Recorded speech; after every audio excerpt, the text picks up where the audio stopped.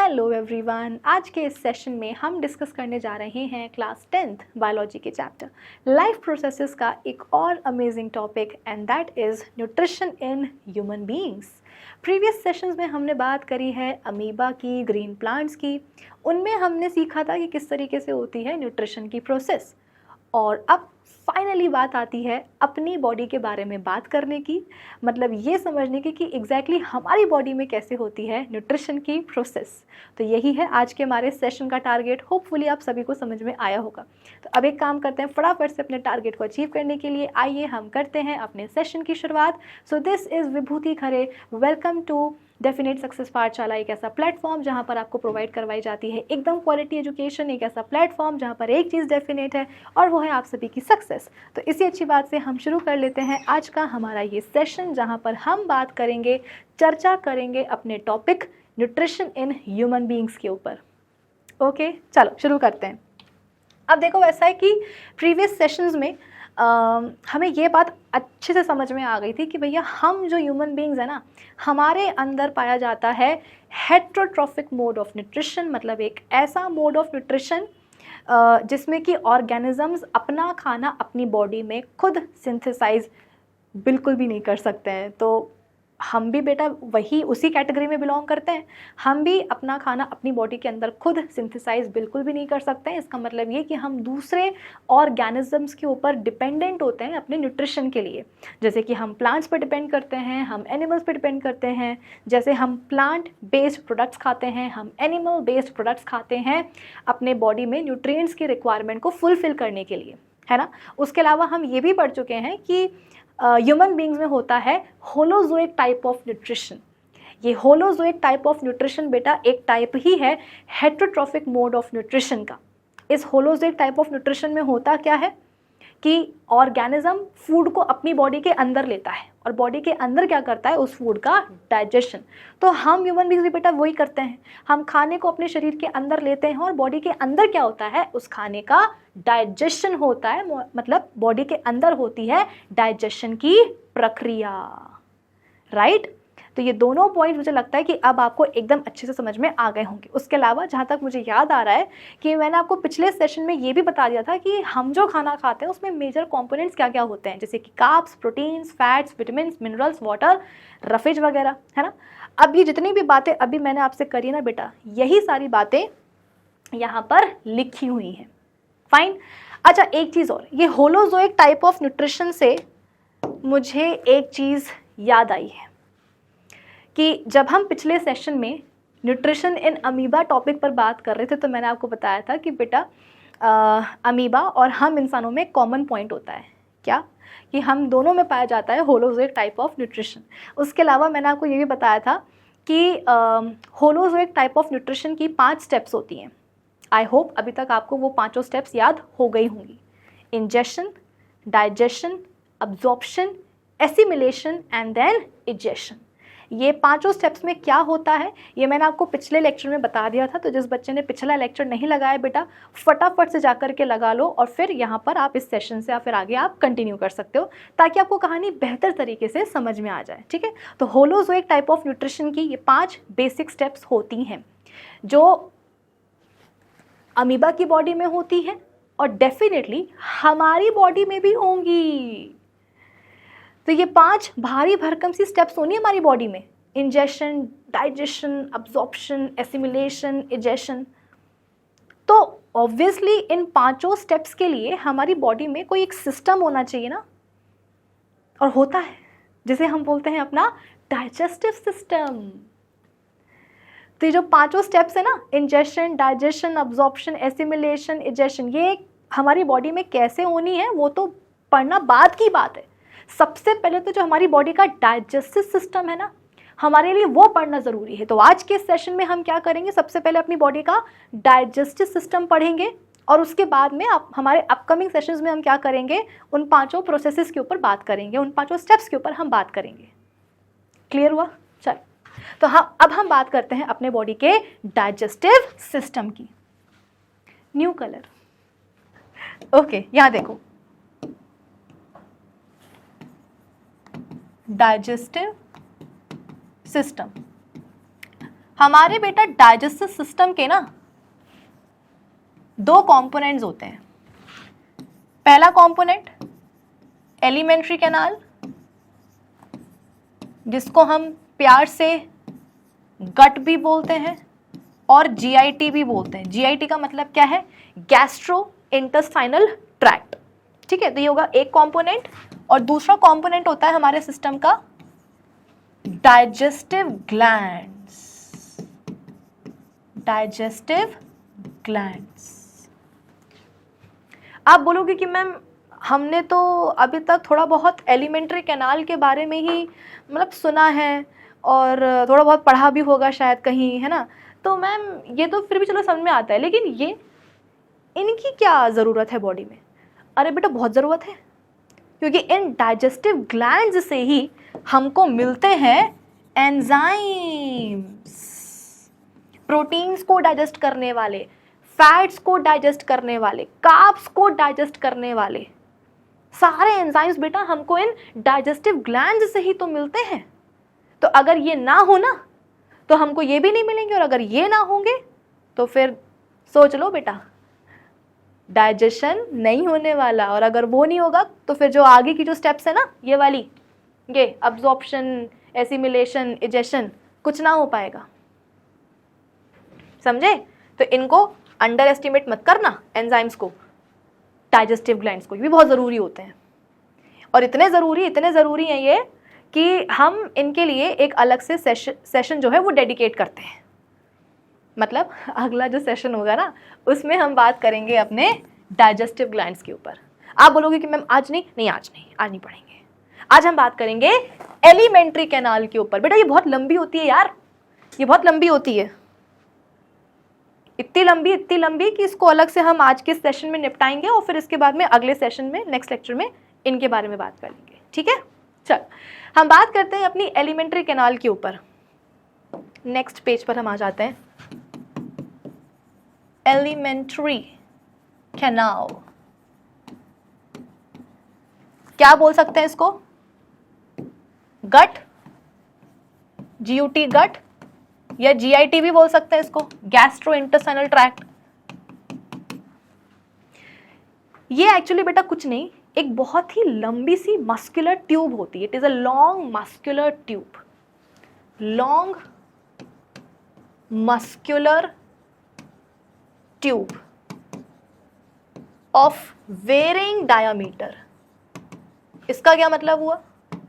देखो ये तो आपको पल्ले पड़ा ना कि एक बहुत ही लंबी सी मस्कुलर ट्यूब होती है, करीब 9 मीटर लंबी ये ट्यूब होती है हमारी बॉडी में। आप बोलोगे कि मैम 9 मीटर, इतनी तो हाइट नहीं है कसम से।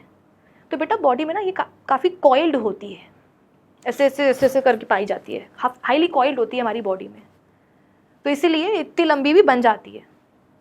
ठीक है, तो ये एक long muscular highly coiled tube पाई जाती है हमारी बॉडी में, जिसका डायामीटर वेरी करेगा। अब जैसे कि मैंने आपको बताया कि सपोज 9 मीटर लंबी क्या है अपनी एलिमेंट्री कैनाल है, तो ज़रूरी तो नहीं ना कि थ्रू आउट इट्स लेंथ इसका डायामीटर कांस्टेंट रहे। हो सकता है कि कहीं इसका डायामीटर काफ़ी छोटा हो जाता है, कहीं इसका डायामीटर काफ़ी बड़ा हो जाता है, कहीं और छोटा हो गया, कहीं बहुत चौड़ा हो गया, लाइक दैट, है ना। तो वेरिंग डायमीटर की क्या होती है? एक लंबी सी मस्कुलर ट्यूब पाई जाती है हमारी बॉडी में, और इसी को हम बोल देते हैं क्या? हमारी एलिमेंट्री कैनाल। ठीक है, इसकी 2 ओपनिंग होती है। जैसे कि सपोज ये हमारी एलिमेंट्री कैनाल है, तो इसकी 2 ओपनिंग होती है। पहली ओपनिंग को हम बोलते हैं माउथ, आगे वाली को, और पीछे वाली को हम बोलते हैं एनस। क्या बोलते हैं? एनस। यहाँ से खाना आएगा, यहाँ से वेस्ट बाहर निकलेगा। ठीक है, तो हमारी एलिमेंट्री कैनाल की 2 ओपनिंग्स होती हैं, आगे वाली माउथ, पीछे वाली एनस। तो हम ये भी बोल सकते हैं कि it is extended from mouth to anus, है ना। अपन ये भी यहाँ पर लिख सकते हैं कि it is extended from mouth to anus. ठीक है, उसके अलावा एलिमेंट्री कैनाल के डिफरेंट पार्ट्स होते हैं, है ना। इट हैज़ डिफरेंट पार्ट्स, कौन कौन से, आ जाओ लिख देते हैं। सबसे पहला माउथ, ये तो है ही, मतलब इसकी ओपनिंग ही तो है। देन बकल कैविटी, जहां पर दांत होते हैं और कैंची सी लंबी जबान होती है। देन फेरिंग्स, फेरिंग्स, शादी में कुछ रिश्तेदार नहीं होते हैं जो बोलते हैं कि भाई हम तो कॉमन रिश्तेदार हैं, मतलब कि लड़के वाले भी जानते हैं उनको, लड़की वाले भी जानते हैं, तो फेरिंग्स भी बिल्कुल ऐसा ही है। फेरिंग्स एक ऐसा हिस्सा है हमारी एलिमेंट्री कैनाल का जो एयर को भी जानता है और पानी और खाने को भी जानता है। क्या मतलब है अभी मैं आपको समझाऊंगी। फिर उसके बाद में oesophagus, oesophagus, then stomach, then small intestine, बेटा जगह नहीं है इसलिए शॉर्ट में लिख देती हूं, small intestine, followed by large intestine, और आखिरी में हम बोल देते हैं इसकी पीछे वाली ओपनिंग एनस। ठीक है, तो ये सब चीजें आज के सेशन में क्या हो भैया, हाँ ये सब चीजें आज के हमें सेशन में कवर करनी है। Mouth, buccal cavity, pharynx, oesophagus, stomach, small intestine, large intestine and anus, ये सब कुछ आज हमें पढ़ना है। मैंने पहले ही कहा था कि बहुत लंबी होती है, एक पूरा सेशन चाहिए इसको पढ़ने के लिए अच्छे से, है ना। चलो आ जाओ, शुरुआत करते हैं अपन माउथ के साथ। तो माउथ क्या है बेटा, आ जाओ। माउथ, तो ये एक एंटीरियर ओपनिंग है हमारी एलिमेंट्री कैनाल की। पहला पॉइंट तो अपन यही लिख सकते हैं, है ना, आगे वाली ओपनिंग है हमारी एलिमेंट्री कैनाल की, anterior opening of alimentary canal. उसके अलावा ये एक हॉरिजॉन्टल स्लिट है बेटा, ये एक हॉरिजॉन्टल स्लिट है ना। ये क्या है, एक हॉरिजॉन्टल स्लिट ही तो है। शुरुआत हम कर चुके हैं बेटा अपनी एलिमेंट्री कैनाल को पढ़ने की, ठीक है ना। अब एकदम सीरियसली मेरी बातों को सुनते जाना। हम बात कर रहे हैं माउथ की, जो आगे वाली ओपनिंग है हमारी एलिमेंट्री कैनाल की। ये एक्चुअली है क्या, एक नैरो स्लिट है which is bounded by two lips, upper lip और लोअर लिप।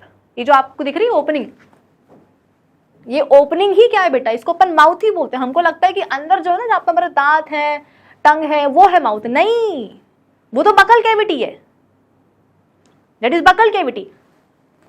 ये जो आपको ओपनिंग दिख रही है, इस ओपनिंग को हम बोलते हैं माउथ, ठीक है। बाउंडेड बाय टू लिप्स,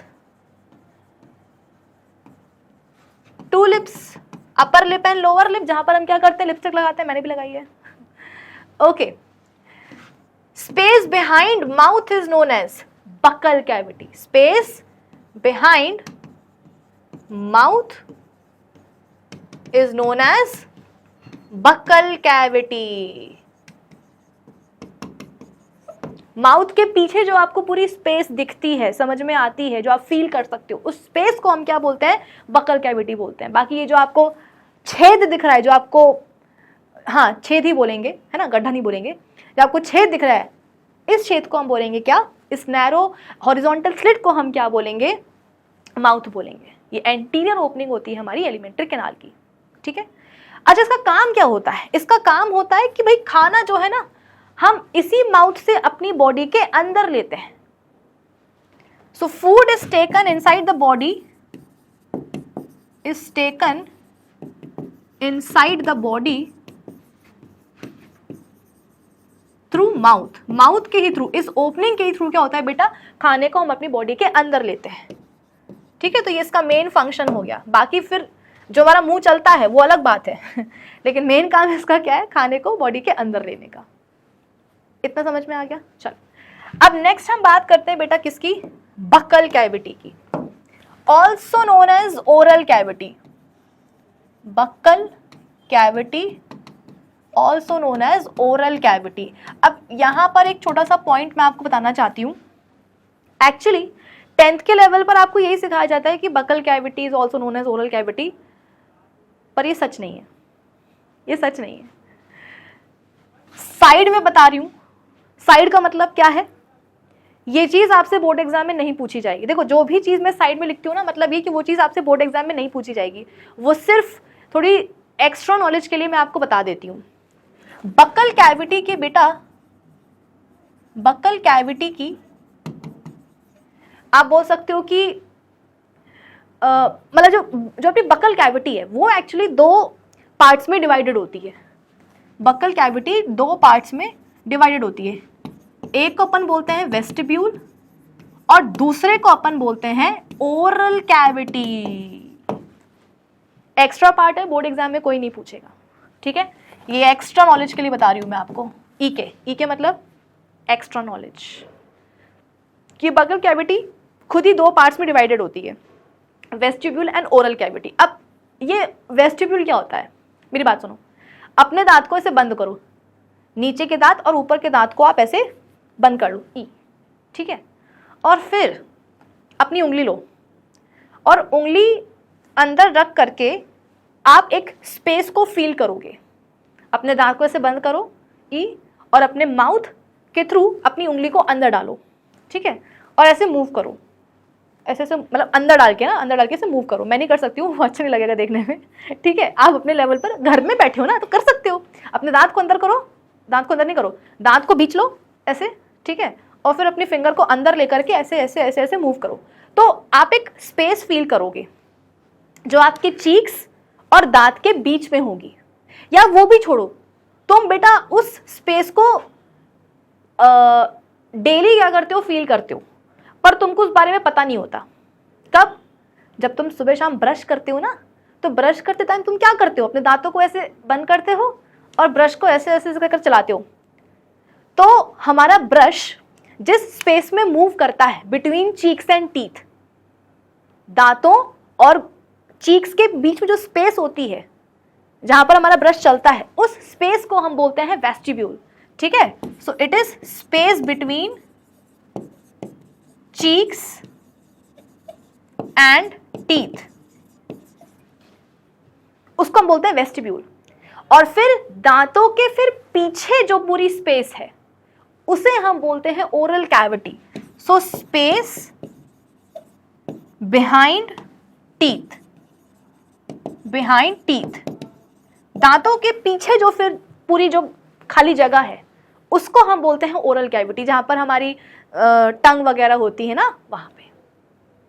तो जो दांतों और चीक्स के बीच में जो पूरी स्पेस है, दैट इज वेस्टिब्यूल, और दांतों के पीछे जो स्पेस है उसे हम बोलते हैं ओरल कैविटी। ये एक एक्स्ट्रा पॉइंट है, अगर आपको याद रखना हो तो आप रख सकते हो। बाकी 10th के लेवल पर तो आपको यही पढ़ाया जाता है कि हाँ, buccal cavity, oral cavity is the same thing, लेकिन वो अंदर की बात है कि सेम थिंग नहीं है, ठीक है? चलो ठीक है, यहाँ पर देख लो, बक्कल कैविटी को ही अब मान लो भैया बोल रही है एनसीईआरटी, तो हम क्या कर सकते हैं? बोल दो कि हाँ भैया तुम ही हो क्या ओरल कैविटी, तुम्हारी खुशी के लिए हम बोल देते हैं, ठीक है?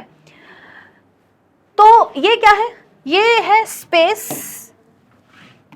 स्पेस बिहाइंड माउथ, माउथ के पीछे जो पूरी स्पेस होती है उसे हम बोलते हैं बक्कल कैविटी, या बोल सकते हो ओरल कैविटी, ठीक है? अब इसमें कुछ पार्ट्स होते हैं बेटा,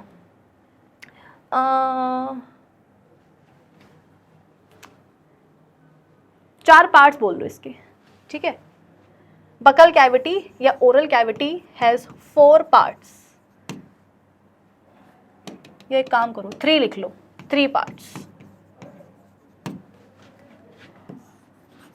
एक तो दांत हो गए, दूसरी हमारी जबान हो गई, टंग,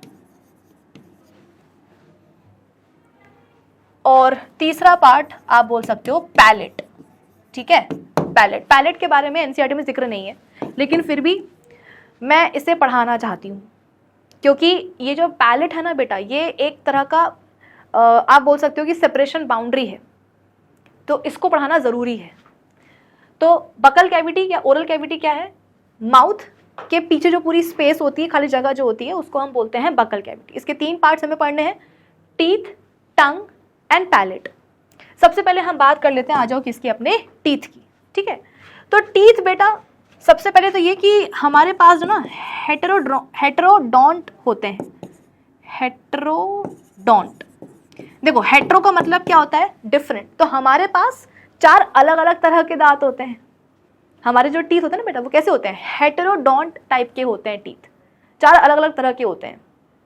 ये वर्ड अगर आपको याद करने में दिक्कत जा रही है तो मत याद करो, बट एटलीस्ट आपको ये तो याद करना ही पड़ेगा कि we have 4 different type of teeth, 4 different types of teeth we have. ठीक है, incisors, canines, premolars and molars. हो सकता है कि आपने जूनियर क्लासेस में अपने दांतों के नाम सुने हो, सुने तो बहुत अच्छी बात है, अगर नहीं सुने तो कोई दिक्कत की बात नहीं है, 10वीं में आकर के तो आपको मैंने सुना ही दिया है, अभी और पढ़ाऊंगी भी इनके बारे में, है ना। तो हमारे पास 4 अलग अलग तरह के दांत होते हैं, इंसिजर्स, कैनाइन्स, मोलार्स एंड प्रीमोलार्स। ठीक है, उसके अलावा हमारे जो दांत होते हैं बेटा, एक ना बहुत पहले मुझे चैनल तो नहीं पता, लेकिन एक शाबाश इंडिया करके एक प्रोग्राम आता था, पता नहीं तुम लोगों ने देखा है कि नहीं देखा है। उसमें क्या होता था ना, लोग अजीबोगरीब अपने वो दिखाते थे, करतब दिखाते थे। जैसे कि कुछ लोग होते थे वो बोलते थे कि हम अपने दांतों से ना ट्रक खींच लेते हैं, कि ट्रक में रस्सी फंसाई और लोग क्या करते हैं उस रस्सी का दूसरा हिस्सा, दूसरा एंड अपने मुंह में लेते हैं, दांत में लेते हैं, इसके बाद में दांत से खींचते हैं तो ट्रक चलने लगता है। एक इंसान बोला था कि मैं अपने दांतों से एयरप्लेन जो होता है ना वो खींच लूँगा, और वाकई में बेटा उसने एयरप्लेन में रस्सी बांधी और रस्सी का दूसरा एंड अपने मुंह में लिया और खींचा अपने दांतों से, तो वो एरोप्लेन जो ना चल गया। कभी आपने सोचा है कि यार इतनी स्ट्रेंथ कहाँ से आ जाती है हमारे दांतों में, कि दांतों से लोग पकड़ पकड़ के जो है ना रस्सियाँ खींच रहे हैं, एरोप्लेन खींच रहे हैं, और ये क्या बोलते हैं ट्रक और ये सब खींच रहे हैं। तो ये एक्स्ट्रा स्ट्रेंथ बेटा इसलिए आती है क्योंकि हमारे जो दांत होते हैं वो हमारी जॉबोन में, जॉबोन, जॉ मतलब जबड़ा, है ना, तो मतलब जबड़े की जो मतलब अपर जॉ और लोअर जॉ, 2 जबड़े होते हैं, ऊपर वाला और नीचे वाला। ठीक है, तो दोनों ही जॉस की जो हड्डियां होती हैं उन हड्डियों में सॉकेट पाए जाते हैं, उन सॉकेट्स में धसे हुए रहते हैं हमारे दांत। नहीं समझ में आ रहा होगा, रुक जाओ मैं बताती हूँ। एक काम करते हैं, इसको ना हम यहाँ लिख लेते हैं। देखो, टीथ के बारे में हम बात कर रहे हैं, तो 4 तरह के दांत होते हैं हमारे पास, 4 different types of teeth we have. और उसके अलावा मैंने क्या बोला कि जो हमारे दांत होते हैं ना वो हमारे जॉ बोन्स में सॉकेट्स पाए जाते हैं, उन सॉकेट्स में धसे हुए रहते हैं, एम्बेडेड रहते हैं। जैसे कि यहाँ देखो, ये अपनी जॉ बोन है, ये अपनी जॉ बोन है। जॉ बोन में क्या होंगे ना, बीच बीच में सॉकेट्स होंगे।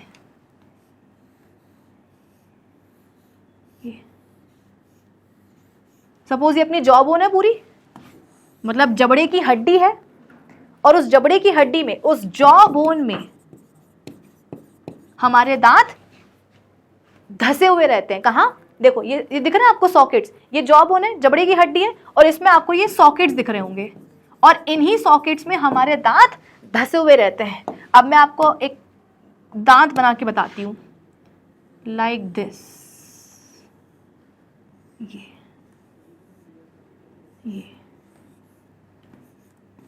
आई बात समझ में? तो ये आपको जॉ बोन दिख रही है, इसमें ये सॉकेट्स दिख रहे हैं, और सॉकेट्स में ही हमारे दांत कैसे हैं, एम्बेडेड हैं, धसे हुए हैं। कंप्लीटली नहीं, लेकिन हाँ हमारे दांतों का जो आप बोल सकते हो कि एक हिस्सा है जो जबड़े की हड्डी के सॉकेट्स में धसा हुआ रहता है, और इसीलिए वो स्ट्रेंथ मिलती है हमारे दांतों को कि हम अपने दांतों से क्या कर सकते हैं, गन्ने को ऐसे छील सकते हैं, उसको खा सकते हैं। लोग तो ट्रक ट्रॉली जाने क्या क्या जो है ना खींच देते हैं अपने दांतों की मदद से। ठीक है, तो ये हो गए हमारे टीथ, एम्बेडेड। एम्बेडेड का मतलब क्या होता है बेटा, धसा होना, है ना, in the sockets of jaw bone. ठीक है, जैसे कि आपका वो एक 3 पिन प्लग है, लैपटॉप का चार्जर है, ठीक है, आप उसको, जो आपका स्विच बोर्ड होता है ना, उस स्विच बोर्ड में भी एक सॉकेट होता है ना, स्विच बोर्ड में भी एक ऐसा सॉकेट होता है जिसमें कि ये 3 गड्ढे होते हैं, इन 3 गड्ढों में जब आप उस प्लग की को घुसा देते हो तो फिर उसको निकालना मुश्किल होता है कि नहीं होता। तो यहाँ पर भी तो वही चीज़ है कि जॉ बोन के सॉकेट्स में दांत धसे हुए हैं, तो इतने आसानी से उखड़ते नहीं हैं और स्ट्रेंथ भी जो है मिल जाती है। तो यहाँ से क्या मिलने वाली है? स्ट्रेंथ मिलने वाली है, स्ट्रेंथ। ठीक है, चल। उसके अलावा हमारे लाइफ टाइम में 2 बार दांत आते हैं, है ना। तो 2 sets of teeth occur in our lifetime, in our lifetime। एक तो दूध के दांत होते हैं, जो जब बच्चा 6 महीने की उम्र का होता है ना, जब बेबी 6 मंथ्स का होता है बेटा, तो ये आपने देखा होगा कि उसके ऐसे नीचे के 2 दांत आ जाएंगे, ऊपर से 2 दांत आ जाएंगे, है ना।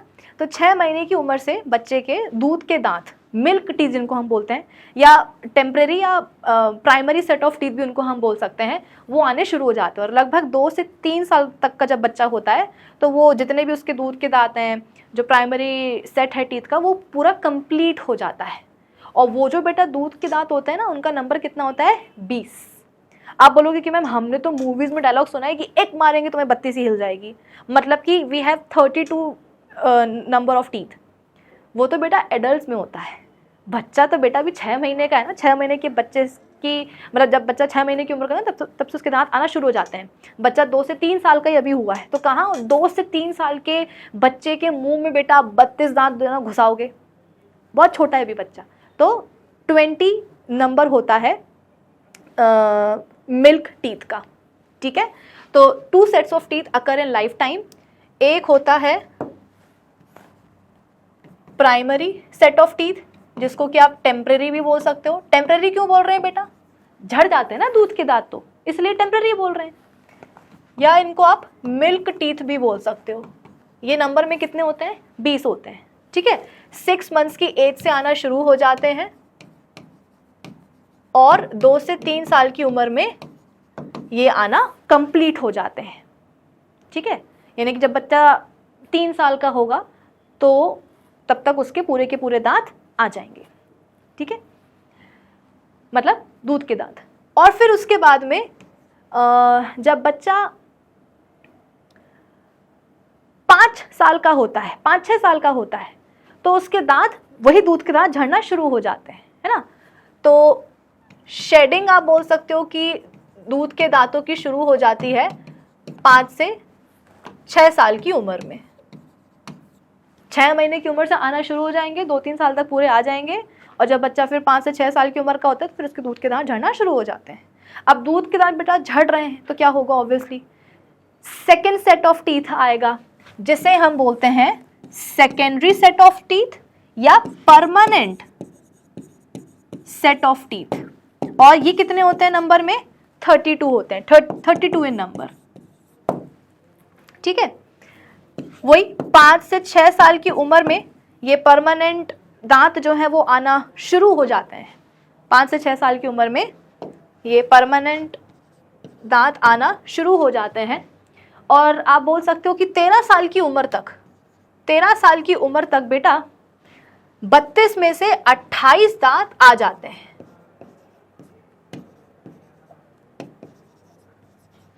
तो देखो यहाँ 5 से 6 साल की उम्र में क्या हो रहा है? दूध के दांत झड़ना शुरू हो रहे हैं। तो ऑब्वियसली इसी उम्र से क्या होगा? जो परमानेंट दांत हैं वो भी आने शुरू हो जाएंगे। ठीक है, तो 5 से 6 साल की उम्र में ये आना शुरू हो जाते हैं। 13 साल की उम्र तक 32 में से 28 दांत पूरे के पूरे आ जाते हैं। जो रिमेनिंग 4 हैं, जो रिमेनिंग 4 टीथ है बेटा, रिमेनिंग की स्पेलिंग देखना जरा, रिमेनिंग 4 टीथ जो हैं उन्हें हम बोलते हैं अक्कल दाढ़, मतलब कि विजडम टीथ। विजडम टीथ ये होते हैं 4 इन नंबर। ये कब आते हैं? 17 से 25 साल की उम्र में ये आ जाते हैं। मेरी बात समझ में आ रही है कि नहीं आ रही है? 6 महीने की उम्र से दूध के दांत या टेम्परेरी सेट ऑफ टीथ आने शुरू हो जाते हैं। 2-3 साल की उम्र तक बच्चे में पूरे के पूरे आ जाते हैं। कितने? 20, है ना। फिर इसके बाद में 5 से 6 साल की उम्र का जब बच्चा होता है तो उसके दांत झड़ने शुरू हो जाते हैं। उनकी जगह पे फिर परमानेंट टीथ आने लग जाते हैं, तो 5 से 6 साल की उम्र में ही आने लग जाएंगे, और 13 साल की उम्र तक 32 में से 28 दांत पूरे के पूरे बच्चे में आ जाते हैं। मतलब वही टीनेज वाला जब शुरू होता है ना टाइम, तो तब तक दांत आ जाते हैं। कितने? 28। जो रिमेनिंग 4 हैं टीथ बेटा, उनको हम बोलते हैं विजडम टीथ, अक्कल दाढ़ जिसको अपन बोलते हैं। ये 17 से 25 साल की एज में जो है आ जाती है। और इसका बेटा समझदारी से, जो विजडम, समझदारी से इसका कोई लेना देना नहीं है। लोग मजाक बनाते हैं कि यार इसकी तो अक्कल दाढ़ नहीं आई, मतलब अभी तक ये समझदार नहीं हुआ। आ गई मतलब क्या? समझदार हो गया। बेटा बहुत से ऐसे लोग होते हैं जिनकी तो 30 साल तक जो है अक्कल दाढ़ नहीं आती है, विजडम टीथ नहीं आते, तो इसका मतलब क्या वो अक्लमंद नहीं हुआ, वो भी बुद्धू है क्या? नहीं, आ जाते हैं, है ना। चल, इतना समझ में आया। अब इसके बाद में हम बेटा अपने टीथ के थोड़े से स्ट्रक्चर की बात कर लेते हैं, ठीक है। ये देखो, जैसा कि हमने बोला कि जॉ बोन में सॉकेट्स होते हैं जिनमें कि जो दांत है वो धंसा हुआ रहता है, लाइक दिस, ठीक है। और ये क्या है देखना, ये है बेटा मसूड़ा या गम्स। गम्स होते हैं ना अपने, गम्स, मसूड़े, ये वो हैं। तो आपने देखा होगा कि हर एक दांत के आसपास क्या होता है? गम्स होते हैं, मसूड़े होते हैं, ठीक है। ये तो अब देखना, दांत का वो वाला पार्ट जो सॉकेट में धंसा हुआ है, ये वाले पार्ट को हम बोलते हैं दांत की जड़, मतलब रूट। दांत का ये वाला पार्ट जो गम्स के नीचे छुपा हुआ है ना, ये वाला पार्ट जो गम्स के नीचे छुपा हुआ है, ये क्या है? ये गम्स है। और पार्ट ऑफ टूथ, पार्ट लिख दिया, पार्ट ऑफ टूथ हिडन, या ऐसा लिख लो, प्रेजेंट बिनिथ गम्स, को हम क्या बोलते हैं? नेक बोलते हैं, नेक। रूट वो वाला पार्ट है जो सॉकेट में धंसा हुआ है, नेक वो वाला पार्ट है जो गम्स के नीचे है। और फिर ये वाला पार्ट जो आपको दिख रहा है, जो आपको दांत का पार्ट दिखता है ना, जिसके ऊपर आप सुबह सुबह ब्रश मारते हो, तो दांत का वो वाला पार्ट जो विजिबल है, visible part of the tooth, इसे हम बोलते हैं बेटा क्या? क्राउन बोलते हैं, क्राउन। क्राउन जो दिख रहा है ना, जिस पर ब्रश मारते हो, दैट इज क्राउन। जो मसूड़े के नीचे है उसको अपन बोलेंगे नेक, और जो जॉ बोन के सॉकेट में धंसा हुआ है उसको हम क्या बोलेंगे? रूट, ठीक है। अब एक चीज और सुनो, ये जो नेक और क्राउन वाले दो पार्ट्स हैं, ये क्राउन और ये नेक वाले पार्ट, इनके ऊपर एक एडिशनल आप बोल सकते हो कि कवरिंग होती है। इनके ऊपर एक एडिशनल कवरिंग होती है, लाइक दिस। ये नेक और क्राउन वाले पार्ट के ऊपर एक एडिशनल कवरिंग या कोटिंग होती है, और ये कवरिंग या कोटिंग को हम बोलते हैं इनेमल। क्या बोलते हैं बेटा? इनेमल। ये हमारी बॉडी का हार्डेस्ट आप बोल सकते हो कि नेचुरल सब्सटेंस नोन। हमें लगता है कि हमारी बॉडी में हड्डियां हैं, ये वो बहुत स्ट्रांग है, सबसे स्ट्रांग ये है। It is the hardest natural substance known in our body. इसके नीचे, इनेमल के नीचे एक और लेयर होती है डेंटाइन की, वो भी एक कवरिंग ही होती है। इनेमल के नीचे यहाँ पर एक और होती है जिसको हम बोलते हैं डेंटाइन। आप बोलोगे कि मैम इतना क्यों पढ़ा रहे हो, एनसीईआरटी में तो नहीं दिया है। दिया है बेटा, दिया है। एक डब्बा दिया है जहां पर तुमको दांतों में जो सड़न हो जाती है, जो कैविटी हो जाती है, उसका एक डब्बा दिया है तुम्हारी एनसीईआरटी बुक में, और वहां पर इनेमल और डेंटाइन ये दोनों वर्ड्स मेंशन्ड है। एनसीईआरटी गजब है, इसीलिए तो मैं बोल रही हूँ कि एनसीईआरटी बहुत गजब है। एनसीईआरटी एक वर्ड बोल देती है, या एनसीईआरटी एक डायग्राम दे देती है। अब बच्चा उसमें घूम जाता है कि यार पूरे एनसीईआरटी बुक में दांतों का स्ट्रक्चर नहीं समझाया गया, जो कोटिंग होती है इनेमल डेंटाइन की वो नहीं बताई गई, लेकिन वो जो पीला वाला जो डब्बा है जिसमें कि डेंटल कैरीज की बात की गई है, वहां पर डेंटाइन वर्ड दिया हुआ है। इसका मतलब क्या? अब टीचर की तुम्हारी रिस्पॉन्सिबिलिटी बन जाती है कि तुमको सबसे पहले वो क्या करे, एक दांत का स्ट्रक्चर बताए, और फिर स्ट्रक्चर के कौन कौन से एग्जैक्टली पार्ट के ऊपर प्रोटेक्टिव कवरिंग है, कोटिंग है, इनेबल डेंटिंग कहाँ कहाँ पाया जा रहा है, फिर वो बताए तुमको। ठीक है, इसलिए थोड़ा सा अपन को, तुम्हें लग रहा होगा कि मैम ये तो एक्स्ट्रा हो गया, बेटा एक्स्ट्रा नहीं हो गया। देखो जो चीज़ें मैं तुमको एक्स्ट्रा में पढ़ा रही हूँ वो यहाँ पर मैं देखो साइड में लिखवा रही हूँ तुमको, कि ये तुमसे बोर्ड एग्जाम में कभी नहीं पूछा जाएगा, बिल्कुल भी मत लिख करके आना। मैं तो मुँह अपने आप से बोल रही हूँ कि ये तुमसे कभी नहीं पूछा जाएगा बोर्ड एग्जाम में, लिख के आने की जरूरत भी नहीं, लेकिन तुम्हारी नॉलेज के लिए तुमको मैंने बता दिया।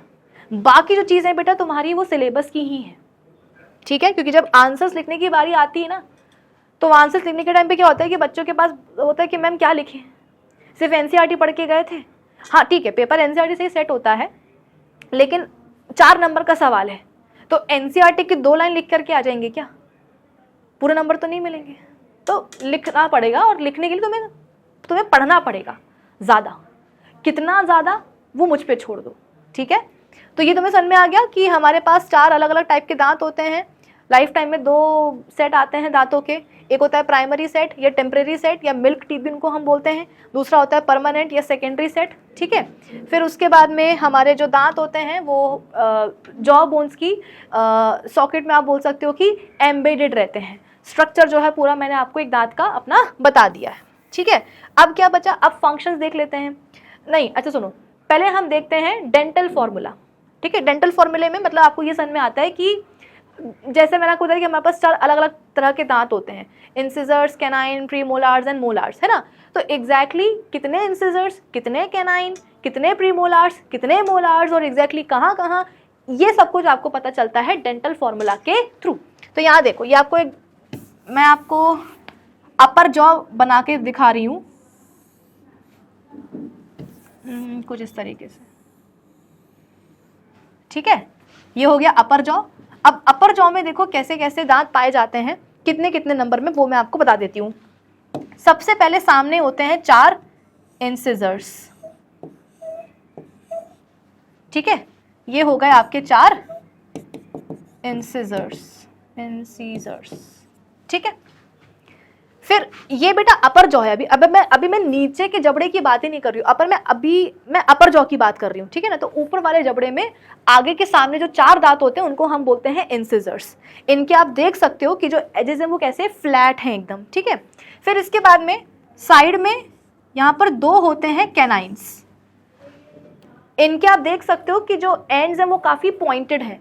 अगर आप इंसिजर्स के देखोगे एजेस काफ़ी फ्लैट हैं, और अगर आप कैनाइन के देखोगे तो काफ़ी पॉइंटेड हैं।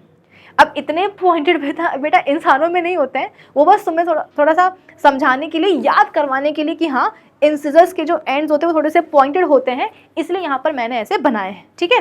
ये दोनों हो गए कैनाइन्स। शोर हो रहा है भैया, बाहर मना कर दो, ठीक है। यहाँ के 2 साइड हो गए कौन से, ऐसे कैनाइन्स, ठीक है। फिर उसके बाद में साइड में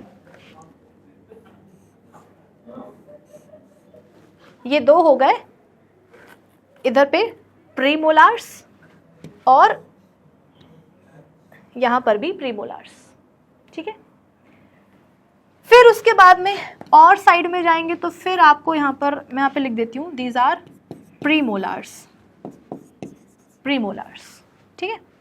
और फिर और पीछे जाएंगे तो फिर आपको मिलेंगी दाढ़ें,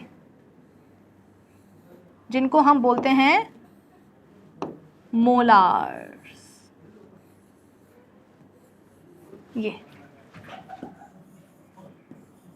ये दाढ़ें हैं बेटा, और इनको हम बोलते हैं मोलार। ये तो अपर जॉ की यहाँ पर बात हुई है। सामने की 4 इंसिजर्स, साइड के 2 कैनाइन, यहाँ पर 2, यहाँ पर 2 प्रीमोलार्स, और फिर लास्ट के 3 मोलार, ठीक है।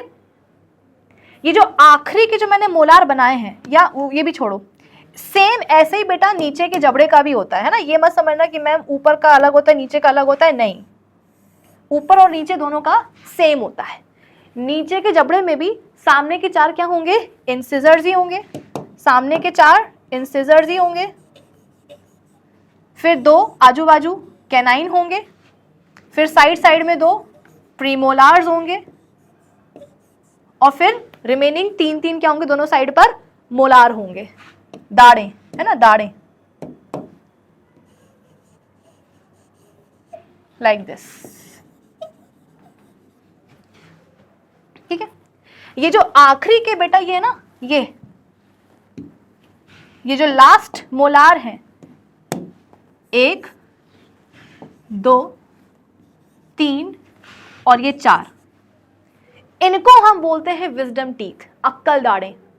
मैंने क्या बताया था कि 13 साल की उम्र तक क्या होता है, 28 दांत आ जाते हैं। 28 कौन से?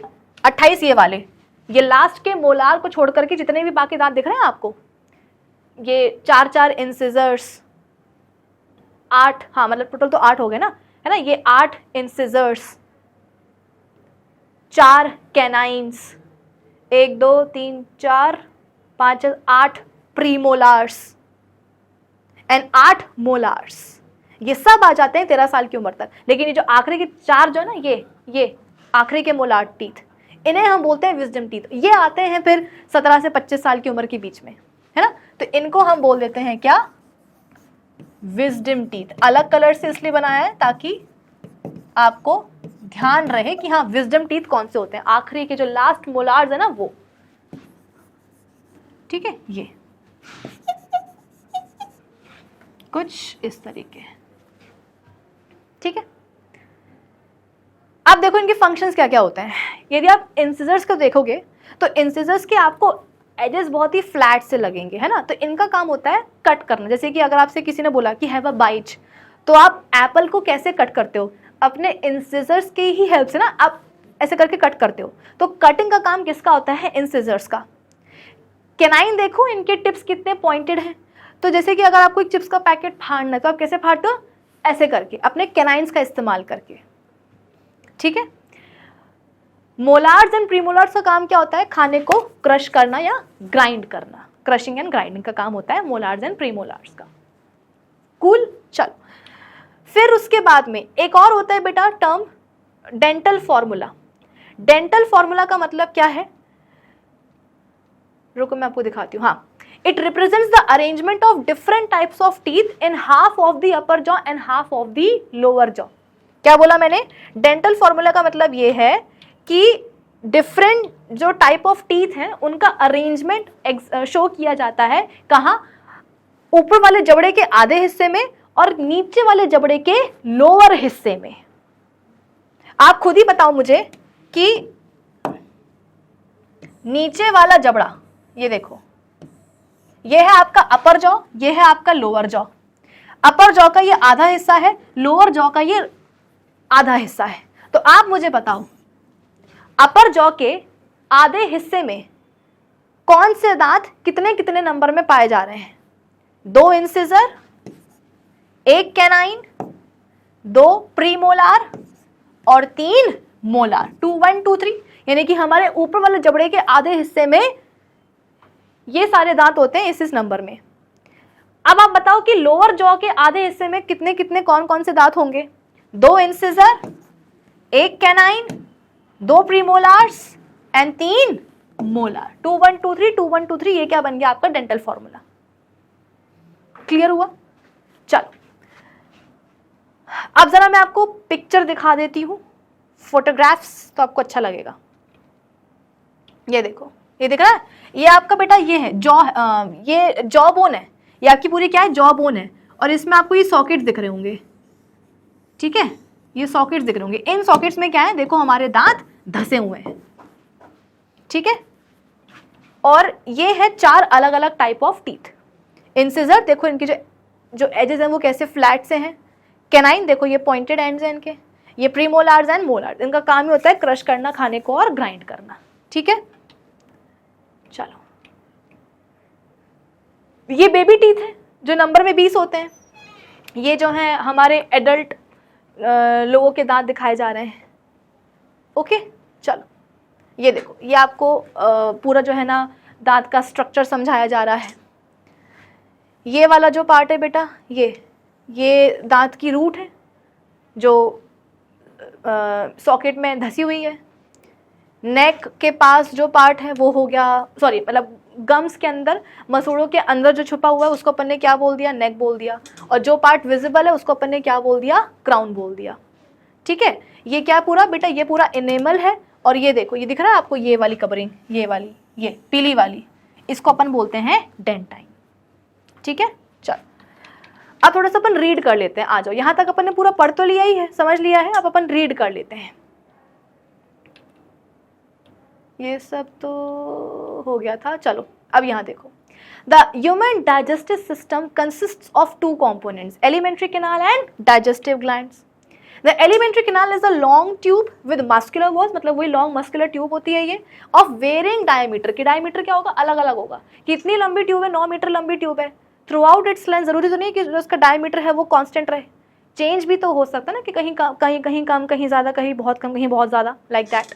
It extends from mouth to the anal opening, यानी कि एनस। व्हेन अनकॉइंड, जब इसको, जैसे कि मैंने आपको बताया था कि बहुत लंबी ट्यूब होती है, इतनी लंबी ट्यूब हमारी बॉडी के अंदर कैसे फिट होती है, तो ये हाईली कॉइल्ड होती है।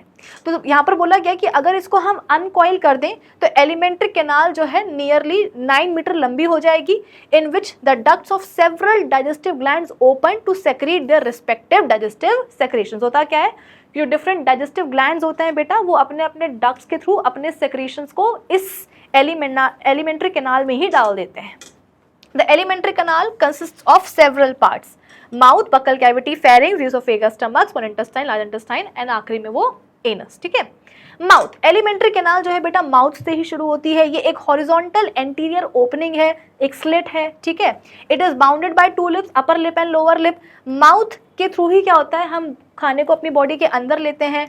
माउथ के पीछे जो स्पेस होती है उसको हम क्या बोलते हैं, बकल कैविटी बोलते हैं। बकल कैविटी में अभी हमने बात करी किसकी, दांतों की। तो हेट्रोडोंट होते हैं, मतलब कि we have 4 different type of teeth.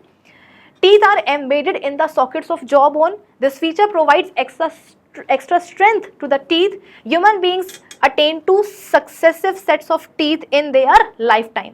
सबसे पहले आते हैं दूध के दांत, मिल्क टीथ। इनको हम प्राइमरी सेट ऑफ टीथ भी बोल सकते हैं, या इनको हम टेम्परेरी सेट ऑफ टीथ भी बोल सकते हैं, क्योंकि ये आते हैं उसके बाद में फिर ये झड़ जाते हैं। They are 20 in number. Milk teeth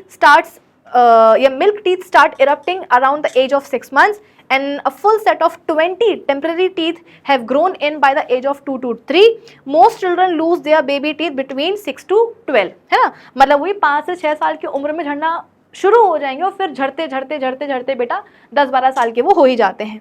फिर आते हैं एडल्ट टीथ, इनको हम सेकेंडरी सेट ऑफ टीथ भी बोल सकते हैं, ये बाद में आते हैं क्योंकि, और इनको हम परमानेंट टीथ भी बोलते हैं। They are 32 in numbers, around as 6।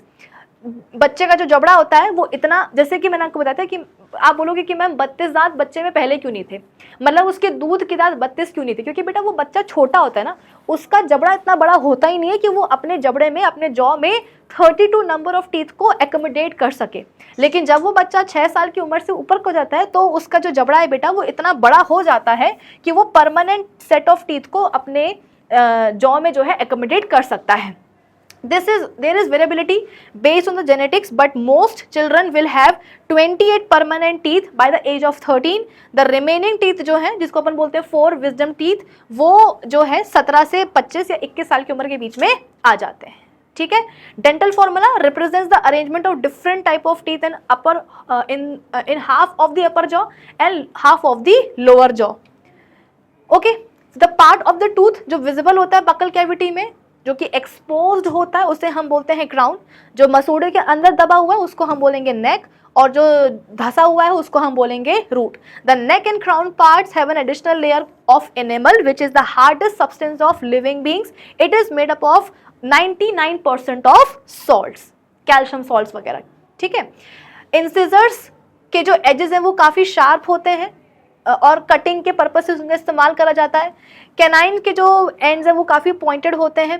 प्रीमोलार्स and molars बेटा ये बेसिकली क्या होते हैं, grinding and crushing type of teeth होते हैं। ठीक है, और दांतों की मदद से क्या होता है, हम क्यों पढ़ रहे दांतों के बारे में इतना कुछ, क्योंकि दांत बेटा जो भी हम खाना खाते हैं हम तो च्यू करते हैं ना प्रॉपर्ली इस फूड को, तो च्यू करने का सिग्निफिकेंस क्या होता है, ताकि हमने जो खाना खाया है वो छोटे छोटे पीसेस में टूट जाए। तो उस खाने को स्मॉल पीसेस में कन्वर्ट करने के लिए वी नीड आवर दांत, टीथ। कुछ लोग जो बुढ़े नहीं हो जाते उनके सारे दांत झड़ जाते हैं समय के बहुत पहले ही, तो फिर वो क्या करते हैं, नकली दांत लगाते हैं, ताकि वो ये कि खाना जो वो खा रहे हैं वो स्मॉल पीसेस में टूट करके डिवाइड हो करके बॉडी के और अंदर जाए। ठीक है, चलो, अब इसके बाद में बेटा हम बात करते हैं नेक्स्ट पार्ट की, जो कि है टंग। नेक्स्ट पार्ट कहाँ गया? हाँ, नेक्स्ट पार्ट हम, ये हो गया अपना टीथ हो गया, बकल कैविटी का। नेक्स्ट हम बात करते हैं बेटा टंग की। टंग एक मस्कुलर स्ट्रक्चर है, ऑर्गन है, सबके पास होती है कि एक जबान होती है। ये देखो, ये एक मस्कुलर स्ट्रक्चर है, ऑर्गन है, जो हमारी बकल कैविटी की फ्लोर से जुड़ी रहती है। It is attached to the floor of buccal cavity. ठीक है, ये एक वॉलेंट्री ऑर्गन है बेटा, ये या आप इसको एक वॉलेंट्री स्ट्रक्चर भी बोल सकते हो। वॉलेंट्री क्यों? वॉलेंट्री का मतलब क्या है? जो हमारी इच्छा, हमारी विल के अनुसार काम करे। तो बेटा जब हमारा मन होता है, हम तभी अपनी टंग को मूव करते हैं। मेरा मन है तो मैं मूव कर रही हूँ। अभी मेरा मन नहीं होगा कि मैं मूव ना करूँ तो क्या होगा? मैं चुप होकर के खड़ी हो जाऊंगी, मैं अपनी टंग हिलाना बंद कर दूंगी। तो इसका जो मूवमेंट है वो 100% क्या है? ऑर्गेनिज्म की विल के ऊपर डिपेंड करता है, मतलब कंट्रोल में रहती है ये हमारी जबान। ठीक है, तो वॉलेंट्री हो गई, मस्कुलर स्ट्रक्चर हो गया जो बकल कैविटी की फ्लोर से जुड़ी रहती है। हमें लगता है कि हमारी जबान देखो बस इतनी सी, जबकि ऐसा नहीं है बेटा, हमारी जबान बहुत लंबी होती है ना। वो मतलब एक स्लैंग टाइप का हो जाता है, जो ज़्यादा बोलते हैं या जो इसे क्या बोल देंगे, स्ट्रेट फॉरवर्ड होते हैं, उनके लिए बोल देते हैं कि तुम्हारी ज़बान बहुत लंबी है। तो वो एक स्लैंग की बात अलग है बेटा, लेकिन रियलिटी में वाकई में हमारी टंग बहुत लंबी होती है। दिखती हमें बस इतनी सी है, लेकिन इसके पीछे ही और लंबी होती है। ठीक है, इसके ऊपर आपको रेज्ड स्ट्रक्चर्स देखने को मिलते हैं। टंग के ऊपर आपको ऐसे रेज्ड स्ट्रक्चर्स देखने को मिलते हैं, है ना। ऐसे स्मूथ नहीं होती हमारी टंग, उठे से कुछ स्ट्रक्चर्स देखने को मिलते हैं। वो होता है एक्चुअली पैपिले, और इन्हीं पैपिले के ऊपर पाए जाते हैं हमारे टेस्ट बड्स। तो ये चीज़ आप खुद भी नोटिस कर सकते हो। आप अपने घर में मिरर होगा, आईना होगा, उसके सामने जाकर के अपनी ज़बान को ऐसे बाहर निकालो, तो आपको दिखेगा कि आपकी जो टंग है वो उसका जो सरफेस है वो स्मूथ नहीं है। रेज्ड स्ट्रक्चर्स पाए जाते हैं, है ना, ऐसे रेज्ड स्ट्रक्चर्स पाए जाते हैं।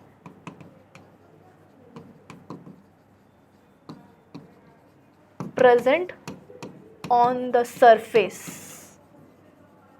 जिन्हें हम क्या बोलते हैं? पैपिले बोलते हैं। ठीक है, ये सब क्या है? देखो ऐसे पैपिले हैं, और इन पैपिले के ऊपर ही पाए जाते हैं क्या? टेस्ट बर्ड्स, जिनकी मदद से हम खाने के अलग अलग टेस्ट को सेंस कर सकते हैं। एक्चुअली ये जो टेस्ट बर्ड्स होते हैं ना, इनमें होते हैं टेस्ट रिसेप्टर्स, जो अलग अलग टेस्ट का जो सेंसेशन है उसकी जानकारी ब्रेन तक पहुंचाते हैं। फिर ब्रेन एनालाइज करता है कि हाँ यार, पिछले बार ये जब टेस्ट आया था तो मुझे ऐसा याद आ रहा है कि हमने मैंगो खाया था।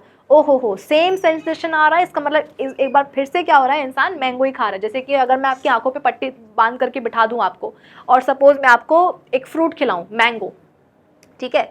अब आपकी आंखों पे पट्टी बंधी है, सपोज मैंने आपके नाक में से पकड़ के रखी है, मतलब आप ना सूंघ सकते हो ना, आप देख सकते हो।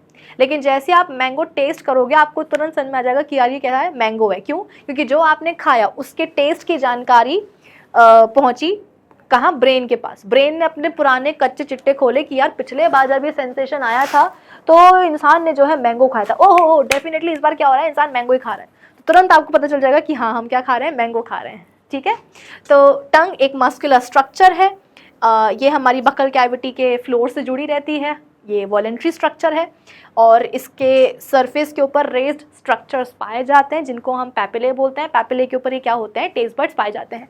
पैपिले वाला जो पॉइंट है बेटा, ये एक एडिशनल पॉइंट है, एक्स्ट्रा नॉलेज के लिए है। बाकी 10th के लेवल पर आपसे पैपिले कोई नहीं पूछेगा, बस आपको ये पता होना चाहिए कि हाँ, टंग में पाए जाते हैं क्या? टेस्ट बड्स, जिनकी मदद से हम फूड के अलग अलग टेस्ट को सेंस कर पाते हैं। ठीक है, ओके। ये टंग कहाँ से शुरू थी? हाँ, टंग मस्कुलर स्ट्रक्चर या ऑर्गन है, वॉलेंट्री है नेचर में। It is attached to the floor of our buccal cavity. The part lying in the oral cavity has small raised structures, जिनको हम बोलते हैं पैपिले। पैपिले के कारण ही हमारे टंग को एक रफ टेक्सचर मिलता है। The surface of the papillae are covered by thousands of taste birds. Taste birds में क्या होते हैं? टेस्ट रिसेप्टर्स होते हैं। Taste buds recognize different tastes like salt, sweet, bitter and sour. These taste buds are located at different parts of the tongue. Taste buds that are sensitive to salt and sweet taste, ये largely कहाँ पाएंगे, हमारे टंग के front part में पाए जाएंगे, ठीक है। फिर इसके बाद में वो वाले टेस्ट बर्ड जो सेंसिटिव होते हैं खट्टे या सार टेस्ट के लिए, वो देखो ऐसे साइड साइड में पाए जाएंगे, और वो टेस्ट बर्ड जो सेंसिटिव होते हैं बिटर टेस्ट के लिए, वो देखो आखिर में ऐसे पाए जाएंगे। इसीलिए जब भी हम कोई भी दवाई, कड़वी दवाई खाते हैं तो पीछे कड़वी लगती है, आगे नहीं, पीछे कड़वी लगती है, ठीक है। नेक्स्ट, अब टंग के फंक्शंस क्या क्या हैं। तो सबसे पहले तो बोलने में मदद करती है। वो एक बचपन में बहुत चलता था कि टमाटर खाने से शक्ति आती है, ऐसा बोलो, तो आपका दोस्त बोलता था कि हाँ टमाटर खाने से शक्ति आती है, और फिर आप बोलते थे कि भाई एक काम कर, अब अपनी ज़बान को ऐसे पकड़ और पकड़ करके सेम सेंटेंस बोल बोल के देखना, पता चलेगा, ठीक है। तो कहने का मतलब ये है कि टंग बेटा हमारी स्पीच में मदद करती है। जो हम सही जो हमारा प्रोनाउंसिएशन है वो हमारी टंग के कारण ही बनता है, ठीक है। तो स्पीच में ये मदद करती है। उसके अलावा जब हम खाने को बेटा निगलते हैं, स्वॉलो करते हैं, तो स्वॉलो कैसे कर पाते हैं, ये जो टंग है ना हमारे खाने को बकल कैविटी से पीछे की तरफ धक्का देती है, पुश करती है। हमें पता नहीं चलता, वो इनवॉलेंटरली ये काम करती रहती है कि हम जो भी खाना खा रहे हैं पहले हमने इसको च्यू करा, जब वो स्मॉल पार्टिकल में टूट गया, जब सलाइवा से अच्छे से मिक्स हो गया, मॉइस्ट हो गया, गीला हो गया, स्मूथ हो गया, फिर क्या करेगी हमारी टंग उसको पीछे पुश कर देगी, तो हम उसको निगल जाते हैं, वो खाना फिर हमारे और पीछे चला जाता है, नीचे चला जाता है। तो ये स्वॉलो करने में हेल्प करती है। उसके अलावा ये बेटा हमारे दांत को भी क्लीन करने में मदद करती है। याद करो, अगर कभी दांत में कुछ फंस गया हो खाना खाने के बाद, तो हम क्या करते हैं, अपनी ऐसे ऐसे करके अपनी टंग से क्या करते हैं, उसको निकालने की कोशिश करते हैं, ठीक है। उसके अलावा हमको पता है कि हमारी बक्कल कैविटी में देखो, around the buccal cavity salivary glands पाए जाते हैं, जो क्या करते हैं, सलाइवा निकालते हैं। अब सलाइवा और खाने की अच्छे से मिक्सिंग होनी, तो प्रॉपर मिक्सिंग के लिए टंग मदद करती है, ठीक है। So it helps in mixing the food with saliva, it helps in swallowing of food, tongue helps in the अलग अलग टेस्ट को सेंस करने में भी टंग मदद करती है। फिर इसके बाद में प्रोनाउंसिएशन में, स्पीच में मदद करती है। Tongue helps in the movement of the food material around in the mouth, कि प्रॉपरली खाना जो है पूरे मुंह में मूव करे, सलाइवा से अच्छे से मिक्स हो जाए, इसमें टंग इंपॉर्टेंट रोल प्ले करती है। और हाँ, डिफरेंट टेस्ट हम टंग के थ्रू ही क्या कर पाते हैं, सेंस कर पाते हैं, ओके। फिर इसके बाद में हम बात करते हैं बेटा किसकी, थर्ड पार्ट की। जैसा कि मैंने आपको बताया था कि बक्कल कैविटी, बक्कल कैविटी के 3 हिस्से हो गए, teeth, tongue and this palate. Palate के बारे में मैं वही है कि मैं आपको थोड़ी सी एक्स्ट्रा नॉलेज दे रही हूँ। एक्स्ट्रा नॉलेज क्यों दे रही हूँ, पैलेट के बारे में आपकी एनसीईआरटी में कहीं भी मेंशन नहीं है, लेकिन मैं ये चीज़ बता रही हूँ क्योंकि आपके लिए ये चीज़ जानना ज़रूरी है 10th के लेवल पर, ठीक है। मेरी बात समझो, बोर्ड एग्जाम में पूछा नहीं जाएगा, लेकिन तुम्हारे लिए जाना ज़रूरी है। अपनी ज़बान को, टंग को ऐसे ऊपर ले जाओ, बाहर मत निकालना बेटा, ऊपर लेके जाओ, है ना, ऐसे ये होता है बाहर निकालना। मैं कह रही हूँ टंग को अपने मुंह के अंदर ही रखो और उसको ऊपर लेके जाओ, ऐसे। तो जब आप अपने टंग को ऊपर लेके जाओगे तो आप ये फील करोगे कि आपकी टंग की टिप ने किसी हार्ड सरफेस को टच करा है, किया है। अपनी टंग को ऊपर लेके जाओ, ऐसा लगेगा कि आपकी टंग किसी हार्ड सरफेस से टच हो गई है। बेटा वो हार्ड सरफेस क्या होता है, वो पैलेट ही होता है। और एक्चुअली ये हमारी nasal cavities and buccal cavity के बीच में एक सेपरेशन का काम करता है। मैं यहाँ पर ड्रॉ करके आपको बता देती हूँ।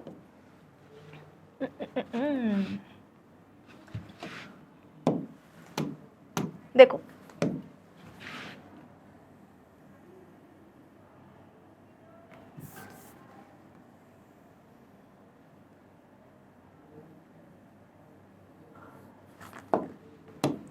दो मिनट का मुझे टाइम देना ताकि मैं ये अच्छे से ड्रॉ कर लूँ।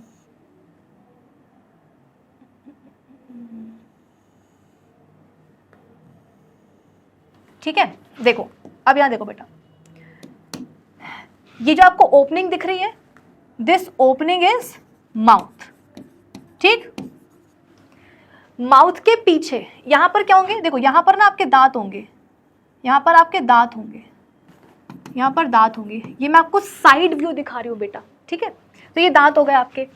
माउथ और दांतों के बीच में जो पूरी जगह है उसको अपन क्या बोलते हैं, वेस्टिब्यूल, है ना, एक्स्ट्रा नॉलेज। एनीवेज, दांतों के पीछे जब हम जाएंगे तो ये आपको पूरी स्पेस नजर आ रही है बेटा, इसी स्पेस को हम क्या बोल देते हैं, बक्कल कैविटी। तो ये पूरी आपकी क्या है, बक्कल कैविटी है। बक्कल कैविटी के फ्लोर पर हमने अभी अभी देखा क्या होता है, टंग पड़ी होती है, ये देखो मतलब अटैच्ड होती है, तो ये बकल कैविटी है और इसके फ्लोर पर देखो कुछ इस तरीके से टंग अटैच्ड होगी, ठीक है। फिर जैसा कि मैंने आपको कहा कि आप अपनी टंग को ऊपर लेके जाओ, तो आपकी टंग ये एक हार्ड सरफेस को टच करेगी, ये दिख रहा है ये, और इसी हार्ड सरफेस को हम क्या बोलते हैं बच्चों, इसी हार्ड सरफेस को हम बोलते हैं पैलेट। क्या बोलते हैं इसको हम, कहाँ बनाऊं, इसको हम बोलते हैं पैलेट,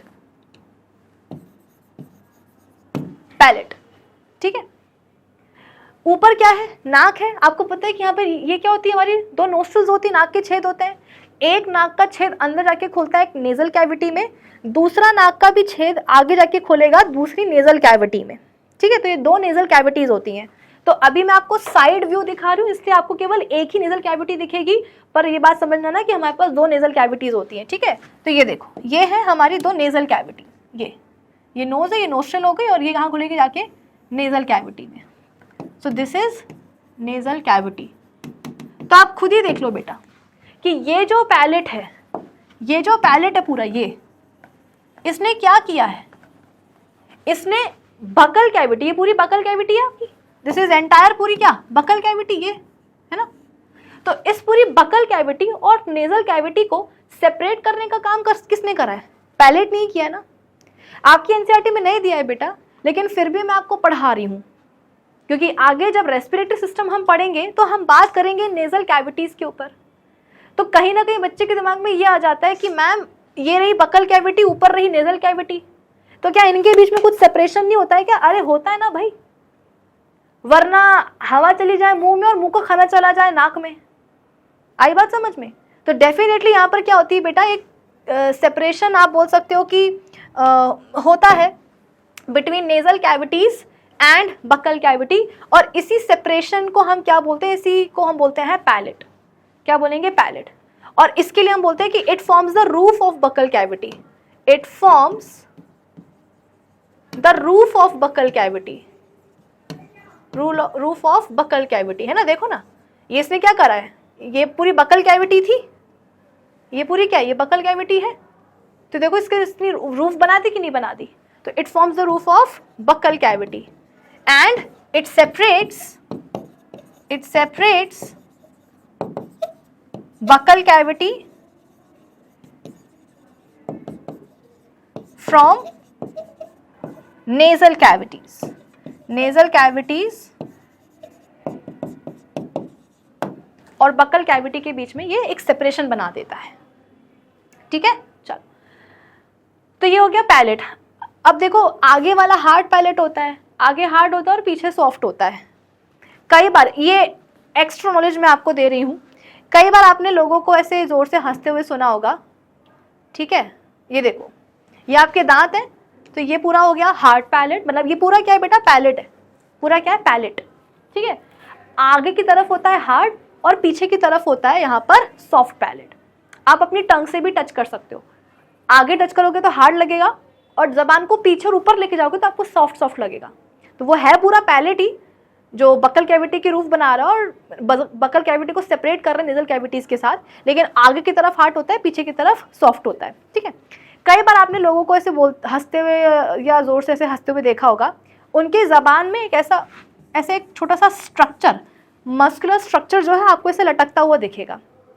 एक्चुअली इसको अपन बोलते हैं यूव्यूला, और ये क्या होता है, सॉफ्ट पैलेट का ही एक एक्सटेंशन होता है, ठीक है। आप बोलोगे कि मैम इसका काम क्या है? इसका काम ये होता है बेटा कि जो हमारी नेजल कैविटीज हैं, यहाँ पर एक चीज यहाँ पर मैं आपको और बताना चाहती हूँ बेटा, कि जो अपनी नेजल कैविटीज हैं और जो अपनी बकल कैविटी है, ये दोनों एक कॉमन पैसेज में जाकर के ओपन होती हैं। मैंने क्या बोला, जैसे कि ये नेजल कैविटीज हैं, ये और ये अपनी बकल कैविटी, ये देखो, ये दोनों ही एक कॉमन पैसेज में जाकर के खुल गई हैं। आप बोलोगे कि मैम स्टार्टिंग में तो बकल कैविटी को नेजल कैविटीज से सेपरेट करने के लिए आपने पैलेट पढ़ाया था, है ना। क्या लिख दिया, नेजल कैविटी, अरे नेजल कैविटीज। आप ही ने पढ़ाया था कि भाई हाँ ये पैलेट होता है जो बकल कैविटी को नेजल कैविटीज से जो है ना सेपरेटेड रखता है। हाँ बिल्कुल पढ़ाया था, लेकिन ये स्टार्टिंग की बात होती है। आगे जाकर के क्या होता है, दोनों नेजल कैविटीज और ये बकल कैविटी दोनों ही जाकर के एक कॉमन पैसेज में खुल जाती हैं। ठीक है, ये कॉमन पैसेज में खुल जाती हैं कुछ इस तरीके से, ये कॉमन पैसेज में जाके खुल जाती है और इसी कॉमन पैसेज को हम बोलते हैं बेटा फेरिंग्स। क्या बोलते हैं? फेरिंग्स। ये कॉमन पैसेज है for both air and food. कैसे? नेजल कैविटीज से जो हवा है वो कहाँ जाएगी? इसी फेरिंग्स में जाएगी, और बकल कैविटी में जो खाना है बेटा वो भी कहाँ जाएगा? इसी फेरिंग्स में जाएगा। तो आप बोलोगे कि मैम खाना भी जा रहा है और हवा भी जा रही है, कैसे पॉसिबल है? पॉसिबल है। आगे जाकर के यही फेरिंग्स दो और ट्यूब में डिवाइड कर जाता है। आगे वाली ट्यूब को हम बोलते हैं ट्रैकिया यानी कि विंड पाइप, और पीछे वाली ट्यूब को हम बोलते हैं ईसोफेगस। तो यहां पर आकर के यहां पर आकर के अपना जो फेरिंग्स है बेटा वो दो ट्यूब में डिवाइड कर जाता है। आगे वाली ट्यूब को हम बोलते हैं विंड पाइप ट्रैकिया, और जो पीछे वाली ट्यूब है उसको हम बोलेंगे ईसोफेगस, या आप उसको फूड पाइप भी बोल सकते हो। ईसोफेगस या आप इसको फूड पाइप भी बोल सकते हो। तो जो हवा आ रही है नेजल कैविटी से वो कहाँ जाएगी? विंड पाइप में। जो खाना आ रहा है बकल कैविटी से, फेरिंग से कहाँ जाएगा? वो ईसोफेगस में जाएगा। So it is a common passage for both food and air. अब क्या होता है, जैसे कि तुमने खाना खाया है ना, कहाँ है तुम्हारा खाना? खाना तुम्हारा यहाँ है, यहाँ पे बकल कैविटी में। ठीक है, ये खाना है, च्यू कर लिया, सलाइवा से मिक्स हो गया, सॉफ्ट हो गया। अब क्या होगा? यही टंग देखो क्या करेगी, ये दिख रही है आपको टंग, ये टंग पीछे की तरफ इस खाने को धक्का देगी। तो ये खाना कहाँ चला जाएगा बेटा? ये खाना चला जाएगा इसी फेरिंग्स में। याद आया मैंने आपको पढ़ाया था कि टंग का काम क्या होता है? स्वालो करने में हेल्प करती है, कि जो भी हमारी बकल कैविटी में खाना है उसको टंग क्या करेगी? पीछे पुश करेगी, तो फिर खाना कहाँ चला जाएगा? बकल कैविटी से फेरिंग्स में चला जाएगा। अब बकल कैविटी से जो खाना आया है फेरिंग्स में, वो खाना बेटा नीचे उतरेगा, ईसोफेगस में जाएगा, ईसोफेगस से फिर वो स्टमक में जाएगा, और फिर जो भी उसका जो भी डेस्टिनेशन है वहाँ पर वो पहुँच जाएगा खाना, है ना। ये नॉर्मल रूट होता है खाने का हमारी एलिमेंट्री कैनाल में। लेकिन यहाँ पर एक पॉइंट आपके दिमाग में आना चाहिए कि मैम जब खाना बकल कैविटी से फेरिंग्स में आता है तो क्या कभी ये भी पॉसिबल है क्या कि खाना जो फेरिंग्स में आया है वो उसमें नीचे ना उतर करके बल्कि ऊपर उल्टा चला जाए नेजल कैविटीज में? जैसे कि खाना बकल कैविटी से निकल करके देखो कहाँ आ गया है? फेरिंग्स में आ गया है। नॉर्मली इसको क्या होना चाहिए? फेरिंग्स में नीचे उतर करके ईसोफेगस में जाना चाहिए। लेकिन क्या ये भी पॉसिबल है कि कभी खाना जो आया है फेरिंग्स में वो नीचे ना उतर करके ऊपर उल्टा चला जाए नेजल कैविटीज में? क्या ये हो सकता है? नहीं, ऐसा नहीं हो सकता। नॉर्मली ऐसा बिल्कुल भी नहीं होता। पता है क्यों? वो जो मैंने आपको एक स्ट्रक्चर पढ़ाया ना, यूव्यूला, फोटो फिर से देख लो, ये यूव्यूला, इसके कारण खाना फेरिंग्स से नेजल कैविटीज में नहीं जा पाता। इसी के कारण ये एक्चुअली होता क्या है, ये इसी सॉफ्ट पैलेट का एक एक्सटेंशन होता है। एनसीईआरटी बुक में नहीं दिया बेटा, बस एक्स्ट्रा नॉलेज के लिए बता रही हूँ। भाई देखो, जब बात अपनी बॉडी की आती है ना तो जितना जानो उतना कम, है ना। और ये कोई बहुत ही रॉकेट साइंस नहीं है कि आपको समझने में बहुत ही दिक्कत जा रही हो। बातों ही बातों में आप ये चीज़ समझ सकते हो, और अगर अच्छा लगे तो आप उसको याद भी रख सकते हो कि ये जो लटकता है ना यहाँ पर, जब जोर से कोई हंस रहा हो हा करके, तो ये जो छोटा सा जो है ना ये यूव्यूला, ये ऐसे दिखता है लटकता हुआ तो इसका क्या सिग्निफिकेंस है? ये क्या करता क्या है बॉडी में? खूबसूरती बढ़ाता है क्या बॉडी की? ये करता क्या है? तो वही है कि फेरिंग्स का जो खाना है, हमने खाने को स्वॉलो तो कर लिया, मतलब खाना बकल कैविटी से फेरिंग्स में तो आ गया, लेकिन फेरिंग्स से फिर वो नेजल कैविटीज में ना चला जाए, इसके लिए ये मेक श्योर करता है। कैसे? मैं वापस से डायग्राम में आती हूँ तो ही आपको समझ में आ पाएगा। यहाँ देखो, अब यहाँ पर ना बेटा मैं वो बना रही हूँ, यूव्यूला ड्रॉ कर रही हूँ कुछ इस तरीके से। देखो ये सॉफ्ट पैलेट है, देखो आगे वाला क्या है, हार्ड पैलेट है और पीछे सॉफ्ट पैलेट है, ठीक है। तो सॉफ्ट पैलेट का ये हो गया एक्सटेंशन, ये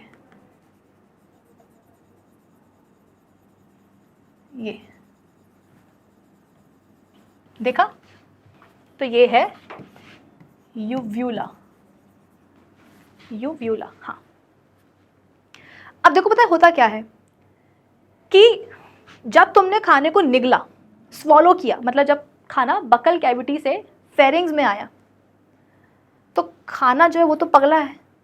जब खाना यहाँ पर आएगा ना तो वो सोचेगा अयला, जाने के दो रास्ते हैं, ऊपर भी नीचे भी, कहाँ जाऊं। तो अगर कभी खाने के दिमाग में, मतलब कभी नहीं खाना आ गया यहाँ पर, उसने सोचा कि यार नीचे क्यों जाना, हमें तो लाइफ में ऊपर बढ़ना है, तो चलो हम तो ऊपर बढ़ते हैं। तो ये जो यूव्यूला है ना, ये बोलेगा ए मिस्टर, खबरदार जो ऊपर आए, ऊपर जो है नेजल कैविटीज है, यहाँ मत आओ।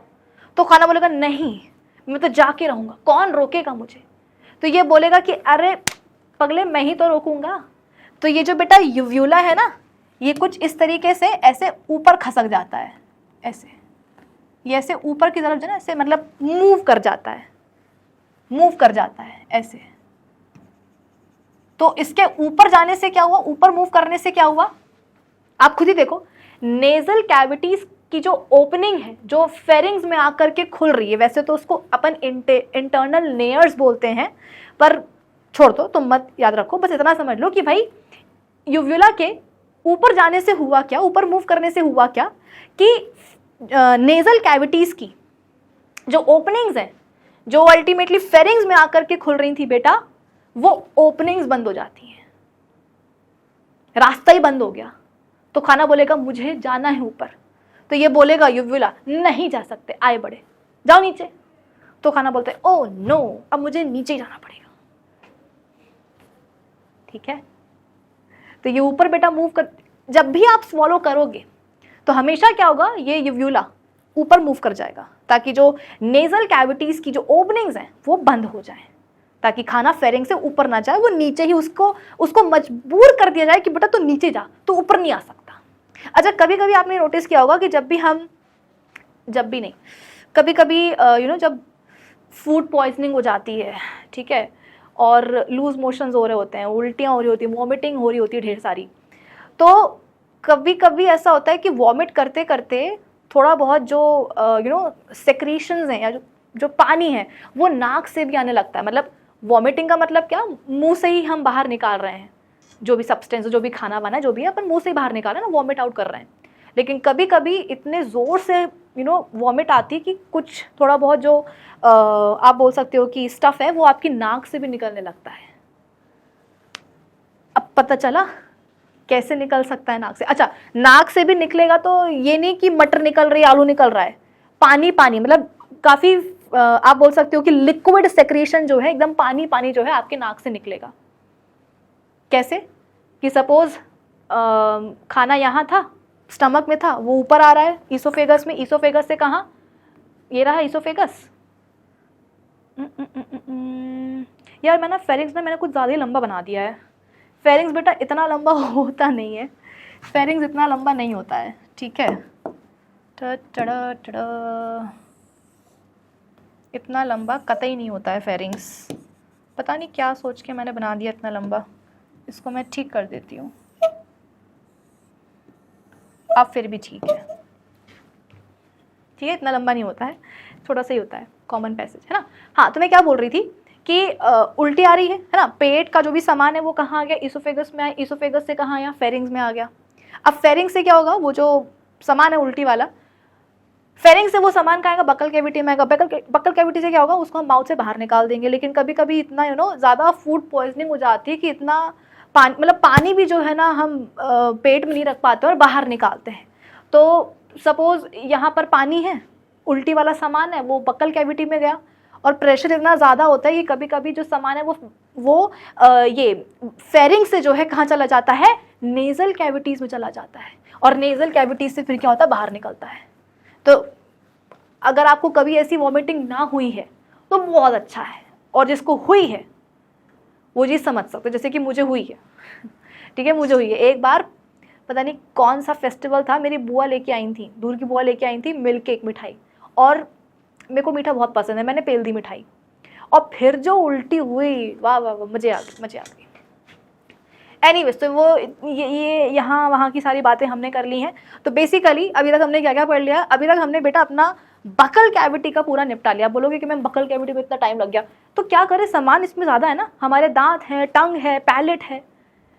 पैलेट के बारे में एनसीईआरटी कुछ बोलती नहीं, लेकिन तुम्हें पढ़ाना ज़रूरी है कि ये जो पैलेट है ये एक बकल कैविटी को सेपरेट कर देता है। कैसे? किससे? नेजल कैविटीज से। ये रूफ बनाता है हमारी बकल कैविटी की, ठीक है। चल, अब इसके बाद में हम क्या करते हैं, अब हम बात करते हैं, हाँ, फेरिंग्स। देखो, फेरिंग्स भी हमने बातों बातों में कर ही लिया। Common passage for both air and food. आगे जाकर के डिवाइड कर जाएगा दो ट्यूब में, ईसोफेगस एंड ट्रैकिया या विंड पाइप।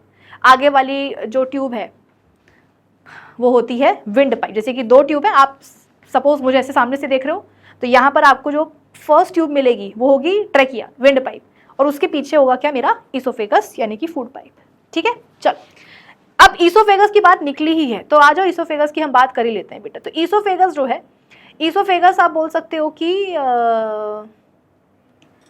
एक लॉन्ग मस्कुलर ट्यूब है, 25 सेंटीमीटर लंबी होती है ट्यूब ईसोफेगस। इसका काम क्या होता है? यहाँ पर कोई डाइजेशन नहीं होने वाला ईसोफेगस में बेटा, बस इसका काम इतना होता है कि फेरिंग से खाने को ले करके जाना कहाँ तक, स्टमक तक, बस इसका इतना सा काम होता है। तो एक मस्कुलर ट्यूब, एक लॉन्ग पतली सी मस्कुलर ट्यूब अप्रॉक्सीमेटली 25 सेंटीमीटर लंबाई में, काम क्या होगा, खाने को ट्रांसपोर्ट करना from pharynx to oesophagus, sorry from pharynx to stomach, that's all, ठीक है। हाँ, एक चीज़ और, ईसोफेगस की जो लाइनिंग होती है ना, जैसे कि ये ईसोफेगस है, अरे आ जाओ भाई, आ जाओ। हाँ, ईसोफेगस की बेटा जो लाइनिंग होती है, ये लाइनिंग है ईसोफेगस की। लाइनिंग और कवरिंग में आई होप आप डिफरेंस समझते हो, ठीक है। मेरे पास कुछ है नहीं समझा, हाँ देखो,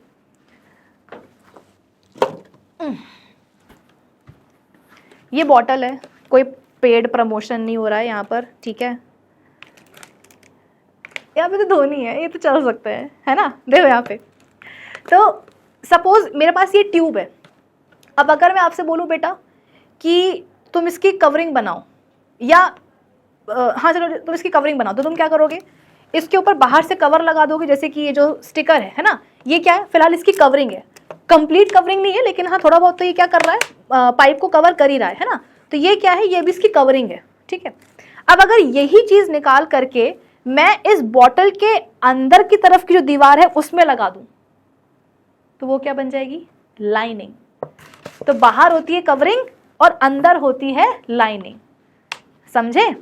तो ईसोफेगस की जो लाइनिंग होती है ना, यहाँ पर होते हैं बेटा म्यूकस सेल्स, यहाँ पर होते हैं म्यूकस सेल्स, जो क्या करते हैं, म्यूकस निकालते हैं। अब क्या काम होता है म्यूकस का, ये तुमको आगे समझ में आएगा, ठीक है।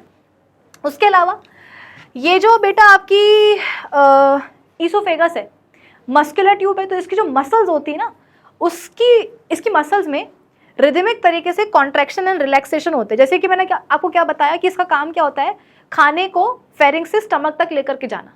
पर कैसे? क्या कभी ऐसा हुआ है कि आपने खाना खाया, आपने बोला कि अरे मम्मा खाना तो ईसोफेगस में अटका हुआ है, ओ हो क्या हो रहा है, लाओ भैया लाओ, चम्मच लाओ, डंडी लाओ, और फिर तुमने क्या करा, उसको अंदर डाल करके ऐसे ऐसे करके हिलाया, तब जा करके तुम्हारा खाना जो है ईसोफेगस से स्टमक में पहुंचा। ऐसा करते हैं क्या कभी अपन? क्यों? क्योंकि जो ईसोफेगस है ना बेटा, इसको तो अपन ने एक ही काम दिया है, खाने को ट्रांसपोर्ट करना। तो ये एक काम ये बहुत अच्छे से कर लेती है। कैसे कर लेती है ईसोफेगस? तो इसकी जो वॉल्स होती है उसमें रिदमिक तरीके से कॉन्ट्रैक्शन एंड रिलैक्सेशन चलते हैं, कॉन्ट्रैक्शन रिलैक्सेशन, कॉन्ट्रैक्शन रिलैक्सेशन, ताकि ईसोफेगस में जो भी खाना आया है बेटा वो क्या हो, ऐसे कॉन्ट्रैक्शन रिलैक्सेशन से नीचे की तरफ धकेला जाए, उसको पुश मिले एक, और उस पुश से क्या हो, खाना ईसोफेगस से स्टमक में आए।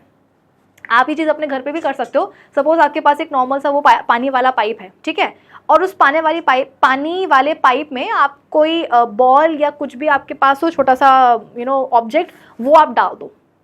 अब आपको करना क्या है, उस ऑब्जेक्ट को उस पाइप के थ्रू निकालना है। तो आप क्या करोगे, कॉन्ट्रैक्शन रिलैक्सेशन, कॉन्ट्रैक्शन रिलैक्सेशन। जैसे कि सपोज यहाँ पर खाना है, ठीक है, यहाँ पर खाना है, इसके ऊपर वाले हिस्से में क्या हुआ, कॉन्ट्रैक्शन हुआ, रिलैक्सेशन हुआ, तो खाने को धक्का पड़ा, खाना नीचे आया। फिर यहाँ पर कॉन्ट्रैक्शन रिलैक्सेशन, खाने को धक्का पड़ा, नीचे आया। तो जैसे कॉन्ट्रैक्शन रिलैक्सेशन से क्या होता है, खाना थ्रू आउट ईसोफेगस की लंबाई में क्या होता है, नीचे उतर करके स्टमक तक आता है। और ये जो रिदमिक तरीके से कॉन्ट्रैक्शन रिलैक्सेशन हो रहा है बेटा, इसी को अपन क्या बोलते हैं, पेरिस्टाल्सिस बोलते हैं, पेरिस्टाल्सिस बोलते हैं, या पेरिस्टाल्टिक मूवमेंट भी बोलते हैं।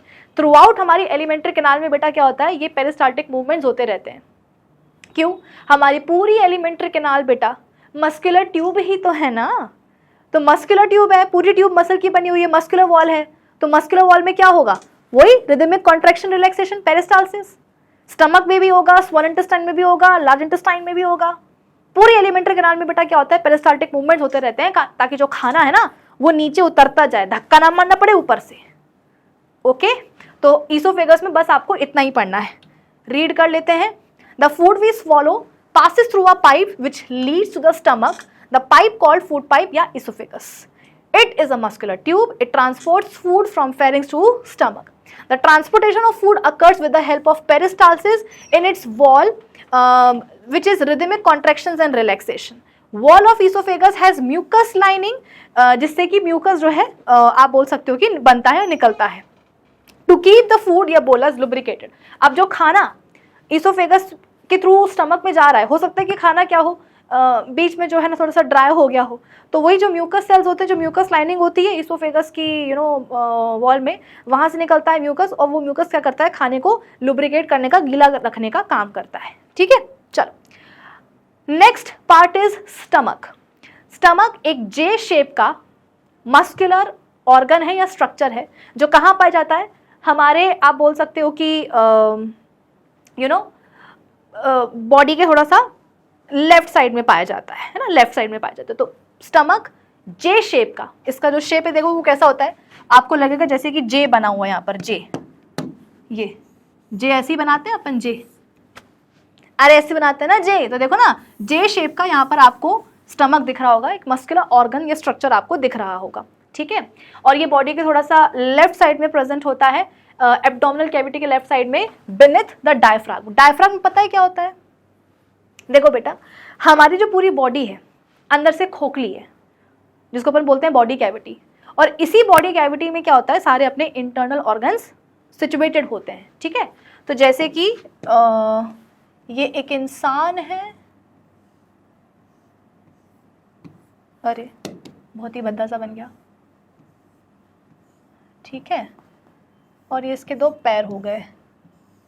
यहाँ पर बेटा एक मस्कुलर पार्टीशन पाया जाता है, यहाँ पर हर इंसान की बॉडी में यहाँ पर एक मस्कुलर पार्टीशन पाया जाता है यहाँ पर। ठीक है, इसे हम बोलते हैं डायफ्राम। डायफ्राम के ऊपर की जो कैविटी है उसको हम बोलते हैं थोरैसिक कैविटी, और जो नीचे कैविटी है उसको अपन बोलते हैं एब्डोमिनल कैविटी। ठीक है, तो यहाँ पर है मस्कुलर पार्टीशन, ऊपर वाली कैविटी को बोलेंगे थोरैसिक कैविटी, नीचे वाली को अपन क्या बोलेंगे, एब्डोमिनल कैविटी। थोरैसिक कैविटी में अपने लंग्स वगैरह पाए जाते हैं, एब्डोमिनल कैविटी में वही अपनी पूरा स्टमक, इंटेस्टाइन वगैरह सब कुछ पाया जाता है, लिवर वगैरह। ठीक है, तो यहाँ पर वही बोला गया है कि ये स्टमक कहाँ पाया जाता है, तो हमारी एब्डोमिनल कैविटी में है ना, हमारी एब्डोमिनल कैविटी के लेफ्ट साइड में जस्ट बिलो द डायफ्राम, मतलब कि यहाँ कहीं अपना स्टमक पाया जाता है, एब्डोमिनल कैविटी के लेफ्ट साइड में, डायफ्राम के नीचे। ठीक है, जे शेप का होता है ये। अब इसके 4 पार्ट्स होते हैं, एनसीईआरटी में नहीं दिए हुए हैं, लेकिन एक स्फिंक्टर की बात करी गई है आपकी एनसीईआरटी में। स्फिंक्टर क्या होती है बेटा, स्फिंक्टर का मतलब होता है सर्कुलर मसल। जैसा कि हमने देखा कि मसल्स का काम ही होता है रिलैक्स करना, कॉन्ट्रैक्ट करना, रिलैक्स करना, कॉन्ट्रैक्ट करना, तो हमारी थ्रू आउट एलिमेंट्री कैनाल कुछ कुछ सर्कुलर मसल्स होती हैं। ठीक है, कुछ कुछ सर्कुलर ऐसी मसल्स टाइप की होती हैं, जो टाइट हो जाएंगी, रिलैक्स हो जाएंगी, टाइट हो जाएंगी, रिलैक्स हो जाएंगी, टाइट हो जाएंगी, रिलैक्स हो जाएंगी। और बेसिकली ये जो सर्कुलर मसल्स है ना, ये किसी ना किसी ओपनिंग पर पाई जाती हैं। जैसे कि हमारी एलिमेंट्री कैनाल में आप देख रहे हो कि कई सारी ओपनिंग्स हैं, है ना, तो throughout our alimentary canal ये स्फिंक्टर मसल्स पाई जाती हैं ओपनिंग पर, जो ओपनिंग को खोलने और बंद करने का काम करती हैं। कैसे, जैसा कि मैंने आपको बताया ना कि स्फिंक्टर मसल है, टाइट हो जाएंगी, फिर रिलैक्स हो जाएंगी, टाइट हो जाएंगी, रिलैक्स हो जाएंगी, टाइट हो जाएंगी। तो जब ये स्फिंक्टर मसल्स, ये सर्कुलर मसल्स टाइट और रिलैक्स होती हैं तो ओपनिंग जो है वो कभी खुलती है, कभी वो बंद होती है। इतना आया समझ में? तो क्योंकि एनसीईआरटी में एक स्फिंक्टर की बात करी गई है, एक्चुअली एक नहीं दो स्फिंक्टर्स की बात करी गई है, इसीलिए मुझे यहाँ पर मैं आपको थोड़ा सा बता रही हूँ, ये एक्स्ट्रा नॉलेज है, ठीक है। आपसे कभी भी बोर्ड एग्जाम में नहीं पूछा जाएगा कि स्टमक के कितने पार्ट्स होते हैं, लेकिन क्योंकि मुझे यहाँ पर एक स्फिंक्टर पाया जाता है उसके बारे में बताना है, इसलिए मैं आपको थोड़ा सा यहाँ पर बता रही हूँ कि स्टमक के 4 पार्ट होते हैं, cardia, fundus, pylorus and body. देखो ये जो ऊपर वाला हिस्सा है ये ऊपर है, तो ये ऊपर रह करके फन कर रहा है, इसलिए इस ऊपर वाले पार्ट का अपन ने नाम क्या दे दिया? फंडस, ठीक है। स्टमक का वो वाला पार्ट जहां पर ईसोफेगस आकर के खुलता है, भाई ईसोफेगस कहां के खुलेगा? स्टमक में। तो स्टमक का वो वाला पार्ट जिसमें कि ईसोफेगस आकर के खुलता है उसको हम बोलते हैं कार्डिया पार्ट। क्या बोलते हैं बेटा? कार्डिया पार्ट बोलते हैं। ये वाला जो पार्ट आपको दिख रहा है, ये स्टमक की आपको बॉडी दिख रही है, तो इस पार्ट को अपन बॉडी ही बोल देते हैं। और फिर ये नीचे वाला एक और पार्ट होता है जिसको अपन क्या बोलते हैं? पाइलोरस। और पाइलोरस पार्ट ही बेटा क्या होता है? आगे जाकर के स्मॉल इंटेस्टाइन में खुलता है, ठीक है। तो ये स्टमक के आपको 4 पार्ट्स नजर आ गए। ऊपर जो वाला पार्ट है जहां पर वो फन कर रहा है ऊपर है, तो उसका नाम अपन ने क्या रख दिया? फंडस रख दिया। ईसोफेगस जहां पर आकर के खुलेगा उसको अपन बोलेंगे कार्डिया। ये पूरी आपको बॉडी दिख रही है तो उसको अपन बॉडी बोल देते हैं, और नीचे वाला पार्ट को अपन क्या बोलेंगे? पाइलोरस, ठीक है। अब यहां पर देखो क्या होता है, ये जो ईसोफेगस जहां पर आकर के खुल रहा है स्टमक में ईसोफेगस जहां पर आकर के खुल रहा है बेटा, यहां पर एक स्फिंक्टर पाया जाता है, यहां पर एक स्फिंक्टर पाया जाता है। यहां पर स्फिंक्टर का मतलब समझ में आया ना? ऐसी सर्कुलर मसल्स जो क्या करेंगी? रिलैक्स करेंगी, टाइट हो जाएंगी, रिलैक्स करेंगी, टाइट हो जाएंगी, ताकि ये जो ओपनिंग है ये कभी बंद हो कभी खुले, कभी बंद हो कभी खुले। अब आप बोलोगे कि मैम ईसोफेगस का तो काम ही है जो भी खाना पानी उसको स्टमक तक पहुंचाना, तो फिर ये बंद और खोल क्यों हो रही है? बेटा जरूरी है, ईसोफेगस की जो ये वाली ओपनिंग है ना जो स्टमक में आकर के खुल रही है, इसको भी टाइम टू टाइम बंद होना जरूरी है। खुलना जरूरी है क्यों? ताकि ईसोफेगस के अंदर जो खाना है वो स्टमक में आ जाए। और बंद होना जरूरी क्यों है? क्योंकि स्टमक की जो वॉल होती है उसमें जो सबसे अंदर वाली लेयर होती है वहां पर पाए जाते हैं गैस्ट्रिक ग्लैंड्स, और उन गैस्ट्रिक ग्लैंड से निकलता है क्या? HCl, मतलब कि एसिड। आप बोलोगे कि मैम पेट में एसिड, हाँ सुना तो था, पर क्यों निकल रहा है? क्योंकि खाने को बेटा डाइजेस्ट करने के लिए, स्पेशली जो प्रोटीन्स हैं खाने में उसको डाइजेस्ट करने के लिए स्टमक में एसिड का होना जरूरी है। यानी कि जैसे ही ईसोफेगस की ओपनिंग खुली, ईसोफेगस का खाना जो है ना स्टमक में आया, स्टमक में आकर के खाना जो है ना मिक्स हो गया किसके साथ? HCl के साथ। HCl एक स्ट्रॉन्ग एसिड होता है बेटा। अब क्या होगा? जैसे कि मैंने आपको बताया कि पेरिस्टाल्टिक मूवमेंट्स हमारी थ्रू आउट एलिमेंट्री कैनाल में होते हैं, ईसोफेगस में होता है। बेटा स्टमक की जो वॉल है वो भी तो मस्कुलर वॉल ही है ना, एक मस्कुलर स्ट्रक्चर ही तो है ये। तो स्टमक में भी क्या होगा? ये पेरिस्टाल्टिक मूवमेंट्स होंगे। आप बोलोगे कि स्टमक में क्यों हो रहे हैं? क्योंकि बेटा स्टमक में जो गैस्ट्रिक जूसेस निकल रहे हैं, जो एसिड निकल रहा है, वो प्रॉपरली क्या हो? खाने के साथ मिक्स हो जाए। ऐसा ना हो कि खाना यहाँ पर साइड में पड़ा रहे और एसिड और जो निकल रहे हैं गैस्ट्रिक जूसेस वो अलग पड़े हुए हैं, खाना ठीक से मिक्स ही नहीं हो पा रहा है। तो खाना प्रॉपरली मिक्स हो जाए बेटा। अपन कौन सा जो है चम्मच डाल करके अंदर चलाते हैं, बॉडी को अपने आप वो चीज नेचुरली करनी है। इसलिए क्या होता है, स्टमक की वॉल में भी पेरिस्टाल्टिक मूवमेंट्स होते हैं ताकि खाना और गैस्ट्रिक जूसेस, HCl वगैरह की प्रॉपर क्या हो जाए? थोड़ा मिक्सिंग हो जाए। मान लो कि ये पेरिस्टाल्टिक मूवमेंट्स हो रहे हैं, खाना अच्छे से मिक्स हो रहा है, लेकिन अगर वही खाना एसिड वाला, एसिड मिक्स्ड जो खाना है, अगर कभी ये ऊपर आ जाए तो गड़बड़ हो जाएगी कि नहीं हो जाएगी? आपकी एनसीईआरटी बुक में दिया हुआ है। मान लो कि कभी पेरिस्टाल्टिक मूवमेंट्स हो रहे हैं, जैसे कि बलून है आपके पास, अभी होली गई है, तुम लोगों ने पानी वाले गुब्बारे फुलाए होंगे, है ना? तो पानी वाले जब तुम गुब्बारा फुलाते हो और उसको बंद करके जब उसको ऐसे ऐसे करके दबाते हो तो कभी पानी ऊपर जाते कभी नीचे, कभी ऊपर कभी नीचे, है ना?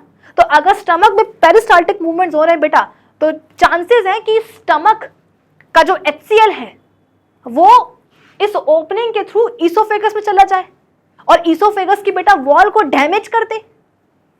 ऐसा ना हो, इसीलिए यहां पर क्या होता है बेटा, स्फिंक्टर मसल्स होती हैं जो इस ओपनिंग को बंद कर देती हैं कि हाँ जब खाना जाना है तो खुल जाएंगी और फिर जैसे ही वो देखेंगे कि अरे बाप रे पेरिस्टाल्टिक मूवमेंट शुरू हो चुके हैं स्टमक में, खाना जो है ना एसिड जो है वो ऊपर आ सकता है, बंद करो बंद करो बंद करो, तो ये जो है ना बंद हो जाएंगी ताकि ओपनिंग बंद हो जाए और जो खाना है वो स्टमक से ईसोफेगस में ना पहुंच सके, HCl ना पहुंच सके स्टमक से ईसोफेगस में।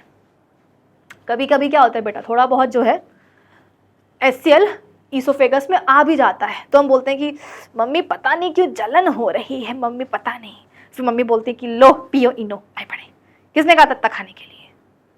हार्ट बर्न जिसको अपन बोलते हैं ना, सीने में जलन, वो सीने में जलन नहीं होता बेटा, वो एक्चुअली ईसोफेगस में ही क्या होता है, थोड़ा बहुत HCl आ जाता है, बैक फ्लो हो जाता है HCl का, ठीक है। इसलिए वो थोड़ा सा इरिटेशन होती है, बर्निंग सेंसेशन होता है, जिसको अपन क्या बोलते हैं, हार्ट बर्न बोलते हैं, ठीक है। चल तो यहाँ पर हमने ये पढ़ लिया कि यहाँ पर एक स्फिंक्टर मसल होती है जो मेक श्योर करेगी कि भैया खाना जो है HCl वगैरह जो है स्टमक का जो कंटेंट है वो ईसोफेगस में ना आ जाए, है ना। तो it is day-shaped muscular bag-like organ situated towards the left side of the abdominal below diaphragm. It has 4 parts: cardia, fundus, body and pylorus. Food enters the cardia region from esophagus. The cardiac sphincter. अगर आपको sphincter का नाम याद ना हो रहा हो मत रखना, लेकिन एक स्फिंक्टर पाया जाता है बेटा, प्लीज ये याद रख लेना, एक स्फिंक्टर पाया जाता है lies between the lower oesophagus and the cardia part of the stomach, कि इसोफेगस का वो वाला हिस्सा जो स्टमक में के खुल रहा है और स्टमक का कार्डिया पार्ट जो है इनके बीच में, या ऐसा भी बोल सकते हो कि between stomach and oesophagus, between stomach and oesophagus एक स्फिंक्टर मसल पाई जाती है, ठीक है ना, which acts like a valve to ensure the unidirectional flow of ingested food, कि जो खाना ingest किया गया हमने वो एक ही डायरेक्शन में फ्लो हो, बैक फ्लो करके पीछे ना आ जाए कि स्टमक से दोबारा कहाँ गया, इसोफेगस में आ गया, ये ना हो, इसके लिए वो स्फिंक्टर मसल पाई जाती है between oesophagus and stomach, stomach का कार्डिया पार्ट, ठीक है। द इनर मोस्ट लेयर जो होती है स्टमक की, उसमें गैस्ट्रिक ग्लैंड्स पाई जाती है, इसके बारे में अपन बात करेंगे कब, जब अपन बात करेंगे अपने डाइजेस्टिव ग्लैंड्स के ऊपर, ठीक है। फूड जो है बेटा हमारे स्टमक में कम से कम 3 से 4 घंटे के लिए रुकता है, इसके बाद में वो खाना हमारी स्मॉल इंटेस्टाइन में चला जाएगा, ठीक है। फिर उसके बाद में अब देखो यहाँ पर क्या बोला जा रहा है, इफ कार्डिया स्फिंक्टर मतलब वही डजंट क्लोज प्रॉपरली, स्टमक का एसिड जो है वो ईसोफेगस में आ जाता है, जिससे अपन क्या बोलते हैं, एसिड रिफ्लक्स बोलते हैं। This leads to the burning sensation in the chest region, commonly known as heart burn. Okay चल, अब देखो क्या हुआ, स्टमक का हो गया, अब स्टमक से क्या होगा, 3-4 घंटे तक यहाँ पर रहेगा खाना, इसके बाद में वो और नीचे जाएगा, कहाँ जाएगा, स्मॉल इंटेस्टाइन में जाएगा। स्मॉल इंटेस्टाइन आप बोलोगे कि मैम छोटी आंत है, मतलब कि शायद एलिमेंट्री कैनाल का सबसे छोटा हिस्सा होगी, नहीं, स्मॉल इंटेस्टाइन के नाम पर मत जाना। Small intestine is the longest part of our alimentary canal, 6 metre लंबी होती है अपनी स्मॉल इंटेस्टाइन। इतने से रीजन में, कॉम्पैक्ट रीजन में क्या होता है, इतनी पूरी अपनी स्मॉल इंटेस्टाइन प्रेजेंट होती है, कैसे, हाईली कॉइल्ड होती है, बहुत कॉइल्ड होती है। मैं अगर आपको रियल पिक्चर दिखाऊं स्मॉल इंटेस्टाइन की, तो देखो ये है अपनी छोटी आंत, कितनी सारी है, मतलब कितनी लंबी है, फिर भी बोल रहे स्मॉल इंटेस्टाइन, क्यों, पगले हैं क्या, नहीं, इसके डायामीटर के कारण बेटा, ये एलिमेंट्री कैनाल का सबसे लंबा पार्ट है, 6 मीटर लंबा, लेकिन फिर भी इसको हम स्मॉल बोल रहे हैं इसके डायामीटर के कारण। मैंने पहले आपको बताया था कि एलिमेंट्री कैनाल लंबी है, लेकिन इसका मतलब ये नहीं कि थ्रू आउट इट्स लेंथ उसका जो डायमीटर है वो कांस्टेंट रहेगा, कभी डायमीटर कहीं कम हो जाएगा, कहीं ज्यादा हो जाएगा। तो स्मॉल इंटेस्टाइन वाले पार्ट में आप बोल सकते हो कि इसका डायमीटर बहुत ही कम होता है, तो बिकॉज ऑफ स्मॉल डायमीटर इसको अपन बोलते हैं स्मॉल इंटेस्टाइन। बाकी लेंथ में तो ये सबसे लॉन्गेस्ट पार्ट होता है हमारी एलिमेंट्री कैनाल का, 6 मीटर लंबी, ठीक है। इसके 3 हिस्से होते हैं, इसके 3 हिस्से होते हैं, duodenum, jejunum and ileum. Stomach का जो पाइलोरस पार्ट है बेटा वो इंटेस्टाइन में आकर के खुलेगा, लेकिन कहां, इस डियोडेनम पार्ट में ही आकर के खुलेगा। तो ये सीक्वेंस में ही आपको ध्यान रखना है कि पहला पार्ट क्या होगा उसमें इंटेस्टाइन का, डियोडेनम, फिर जेजुनम और फिर लास्ट में इलियम, ठीक है। और डियोडेनम पार्ट में क्या होता है, स्टमक आकर के ओपन होता है, या स्टमक का जो पाइलोरस पार्ट है वो इंटेस्टाइन के डियोडेनम पार्ट में ही आकर के ओपन करेगा, ठीक है। उसके अलावा चलो इतना तो अपन ने पढ़ ही लिया, अब अपन इसको रीड भी कर लेते हैं, okay. It is called small because of its small diameter. Otherwise, it is the longest part of our alimentary canal, which is fitted into a compact space because of extensive coiling. It is highly coiled muscular tube about 6 to 7 meters in length. The length of, अच्छा हाँ, ये एक NCERT में बहुत ही special point दिया हुआ है और आप इसको स्टार मार्क कर लो क्योंकि उसके ऊपर बोर्ड एग्जाम में सवाल भी आ चुका है कि स्मॉल इंटेस्टाइन की जो लेंथ होती है बेटा वो डिपेंड करती है कि ऑर्गेनिज्म किस तरह का खाना खाता है। जैसे कि जो हमारे हर्बीवोर्स होते हैं जो घास खाते हैं, ठीक है, उनकी स्मॉल इंटेस्टाइन की लंबाई ज़्यादा होती है as compared to our carnivores जो मांस खाते हैं। ऐसा क्यों? वो ऐसा इसलिए क्योंकि जो हर्बीवोर्स जो घास फूस खाते हैं उसमें होता है सेल्यूलोज, उसको डाइजेस्ट करने में टाइम थोड़ा ज़्यादा लगता है, इसीलिए उनकी स्मॉल इंटेस्टाइन की लंबाई ज़्यादा होती है। लेकिन अगर हम बात करेंगे एनिमल्स की जो मांस वगैरह खाते हैं तो वो जल्दी पच जाता है, इसलिए उनकी स्मॉल इंटेस्टाइन की लंबाई छोटी होती है, ठीक है। So herbivores eating grass needs a longer small intestine to allow the cellulose to be digested। बेटा ये पूरी आपकी एनसीईआरटी की लाइन है कि सेल्यूलोज को डाइजेस्ट करने के लिए हर्बीवोर्स की जो स्मॉल इंटेस्टाइन की जो लंबाई है वो ज़्यादा होती है। Meat is easier to digest, इसलिए जो कार्निवोर्स होते हैं उनकी स्मॉल इंटेस्टाइन की जो लंबाई वो छोटी होती है। ओके, नेक्स्ट, अब इसके बाद में देखो एक और स्फिंक्टर प्रेजेंट होता है जिसको अपन बोलते हैं पाइलोरिक स्फिंक्टर। कहाँ होगा? तो स्टमक का जो पाइलोरस पार्ट है जो स्मॉल इंटेस्टाइन के डियोडेनम रीजन में या डियोडेनम पार्ट में आकर के ओपन हो रहा है ना, तो वहां पर मतलब कि स्टमक के पाइलोरस और स्मॉल इंटेस्टाइन के डियोडेनम पार्ट के बीच में होता है पाइलोरिक स्फिंक्टर।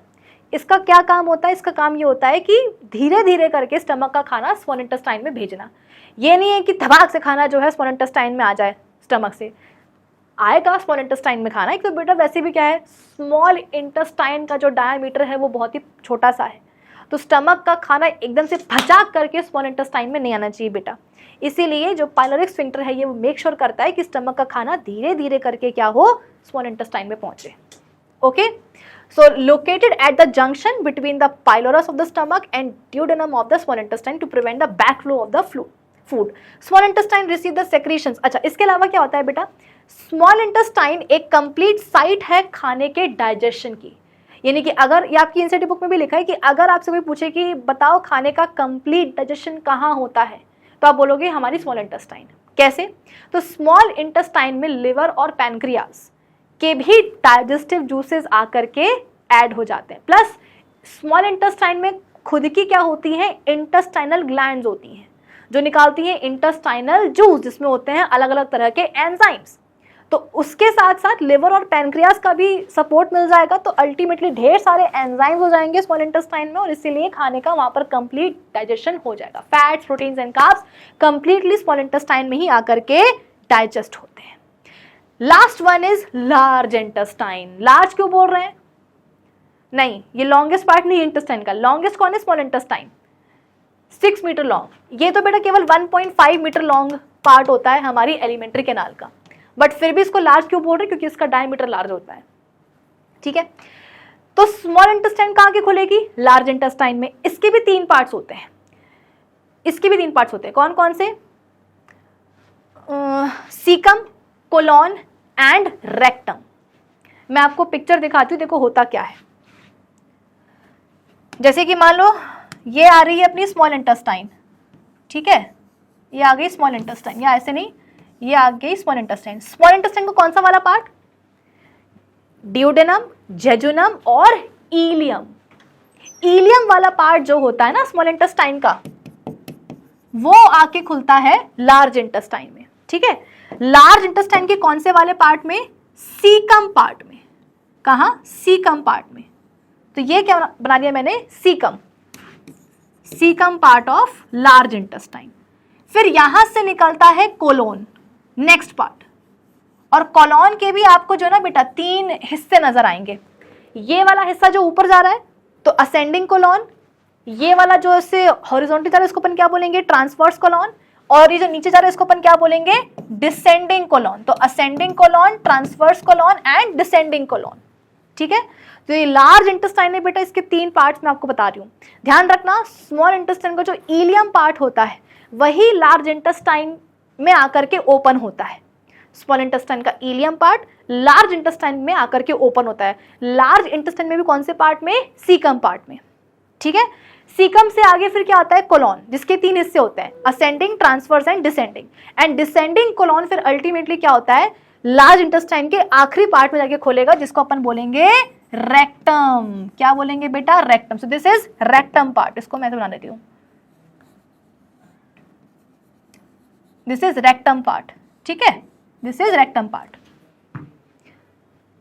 और रेक्टम जो होता है बेटा, this is rectum. Rectum open होता है या कंटिन्यू होता है एक छोटे से ट्यूबुलर पैसेज में, जिसको अपन बोलते हैं एनल कैनाल। और एनल कैनाल अल्टीमेटली ओपन होती है बाहर एक ओपनिंग के थ्रू, जिसको हम बोलते हैं एनस। फाइनली हम कहाँ आ गए हैं? अपनी एलिमेंट्री कैनाल के सबसे आखिरी वाले हिस्से पर आ चुके हैं, लास्ट ओपनिंग पर आ चुके हैं। This is anus. एनसीईआरटी यहां बोलती है कि यहां पर होता है क्या? एक स्फिंक्टर, एनाल स्फिंक्टर या एनल स्फिंक्टर, एनल स्फिंक्टर्स, जो इस ओपनिंग, एनस की ओपनिंग एंड क्लोजिंग को क्या करे? रेगुलेट करे, ठीक है। तो 2 जगह एनसीईआरटी ने बोला है स्फिंक्टर्स होते हैं, एक तो वो इसोफेगस और स्टमक के बीच में, और दूसरा ये एनल स्फिंक्टर्स। एनस क्या है? ओपनिंग ही तो है ना, तो इसकी ओपनिंग एंड क्लोजिंग को रेगुलेट करने वाले कौन से होते हैं? ये एनल स्फिंक्टर्स होते हैं, ठीक है। सीकम में आपको एक यहाँ पर एक छोटी सी एक कीड़े जैसी वर्म लाइक आप बोल सकते हो कि एक्सटेंशन आपको दिख रही होगी बेटा, इसे अपन बोलते हैं वर्मीफॉर्म अपेंडिक्स। वर्मीफॉर्म अपेंडिक्स हमारे अंदर किसी काम की नहीं होती है, फालतू ही होती है। और कभी आपने सुना हो किसी का अपेंडिक्स का ऑपरेशन हुआ, मतलब क्या? यहाँ पर बेटा खाने का देखो कोई भी डाइजेशन नहीं होने वाला है, लेकिन खाना ये सीकम और यहाँ पर तो आई गई। कभी कभी क्या होता है, कुछ लोगों में ये खाना सीकम से जो है ना इस वर्मीफॉर्म अपेंडिक्स में चला जाता है। अब वहाँ पर कोई है तो नहीं डाइजेस्टिव एंजाइम, कोई होने नहीं वाला वहाँ पर डाइजेशन, तो क्या होगा? वहाँ पर खाना पड़े पड़े रहकर क्या होता है? खराब होने लगता है, सड़ने लगता है। और जब सड़ेगा तो क्या होगा? आए पेट में दर्द होगा, डॉक्टर के पास जाएंगे, डॉक्टर बोलेंगे सुनो तुम्हारा जो है ना अपेंडिक्स ये फट सकता है। फटेगा तो क्या होगा? पूरी बॉडी के लिए डेडली सिचुएशन बन जाएगी। एक काम करो, इसको अपन काट के निकाल देते हैं, वैसे भी किसी काम का तो है नहीं, तो क्या करते हैं डॉक्टर? इसको काट करके इसे निकाल के फेंक देते हैं, इजी, ठीक है। चलो, फिर इसके बाद में ये हो गया कोलॉन। तो 3 पार्ट समझ में आ गए लार्ज इंटेस्टाइन के। सीकम जो कि स्मॉल इंटेस्टाइन के इलियम पार्ट से आगे कंटिन्यू होता है। कोलॉन, इसके भी 3, असेंडिंग, ट्रांसवर्स एंड डिसेंडिंग। फिर इसके बाद में रेक्टम। रेक्टम ओपन होगा कहाँ? कंटिन्यू होगा कहाँ? एनल कैनाल में। एनल कैनाल कहाँ से ओपन होगी? एनस के थ्रू, जहाँ पर क्या होंगे? एनाल स्फिंक्टर्स होंगे, ठीक है।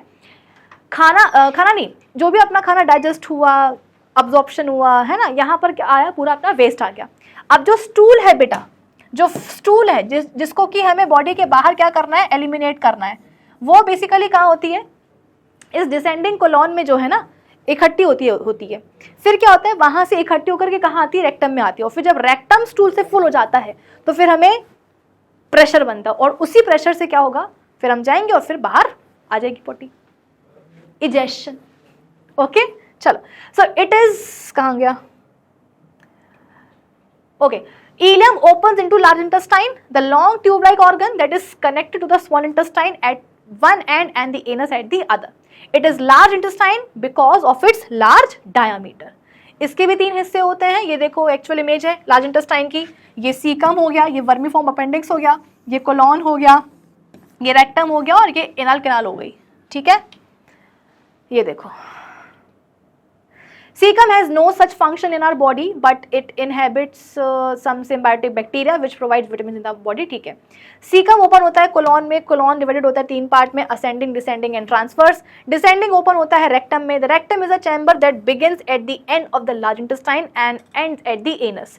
वेस्ट जो होता है वो पास होता है लार्ज इंटेस्टाइन से कहाँ? रेक्टम में, और फिर वहां से क्या होता है? वो हमारी बॉडी के बाहर निकल जाता है in the form of stool. Rectum usually खाली रहता है बिकॉज स्टूल जो होती है वो हायर सेक्शन में जो है स्टोर होती है कहाँ? डिसेंडिंग कोलॉन में।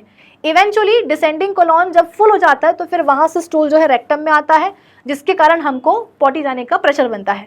The stool then goes to anal canal और फिर वहां से फाइनली एनस के थ्रू जो है वो बाहर निकल जाता है। The opening of anus is regulated by anal sphincters. ठीक है बेटा, तो ये पूरी स्टोरी हो गई आज के हमारे सेशन की।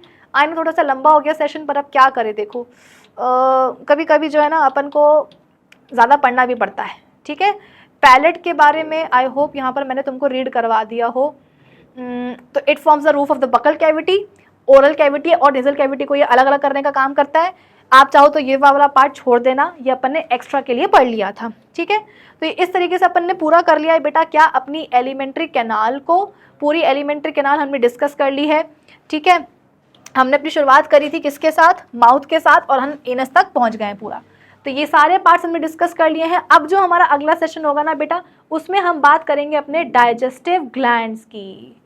डाइजेस्टिव ग्लैंड्स को पढ़ेंगे, उनके सेक्रेशंस को पढ़ेंगे, उनमें क्या क्या एंजाइम्स होते हैं वो सब अपन पढ़ लेंगे। और उसके अलावा उसके बाद में फिर हम बात करेंगे कि एग्जैक्टली हमारी बॉडी के अंदर न्यूट्रिशन की प्रोसेस कैसे होती है। तो आज के सेशन के लिए बस इतना ही। अब हम मिलेंगे अपने अगले सेशन में, तब तक के लिए keep learning with definite success पाठ। चला, bye bye, have a great day.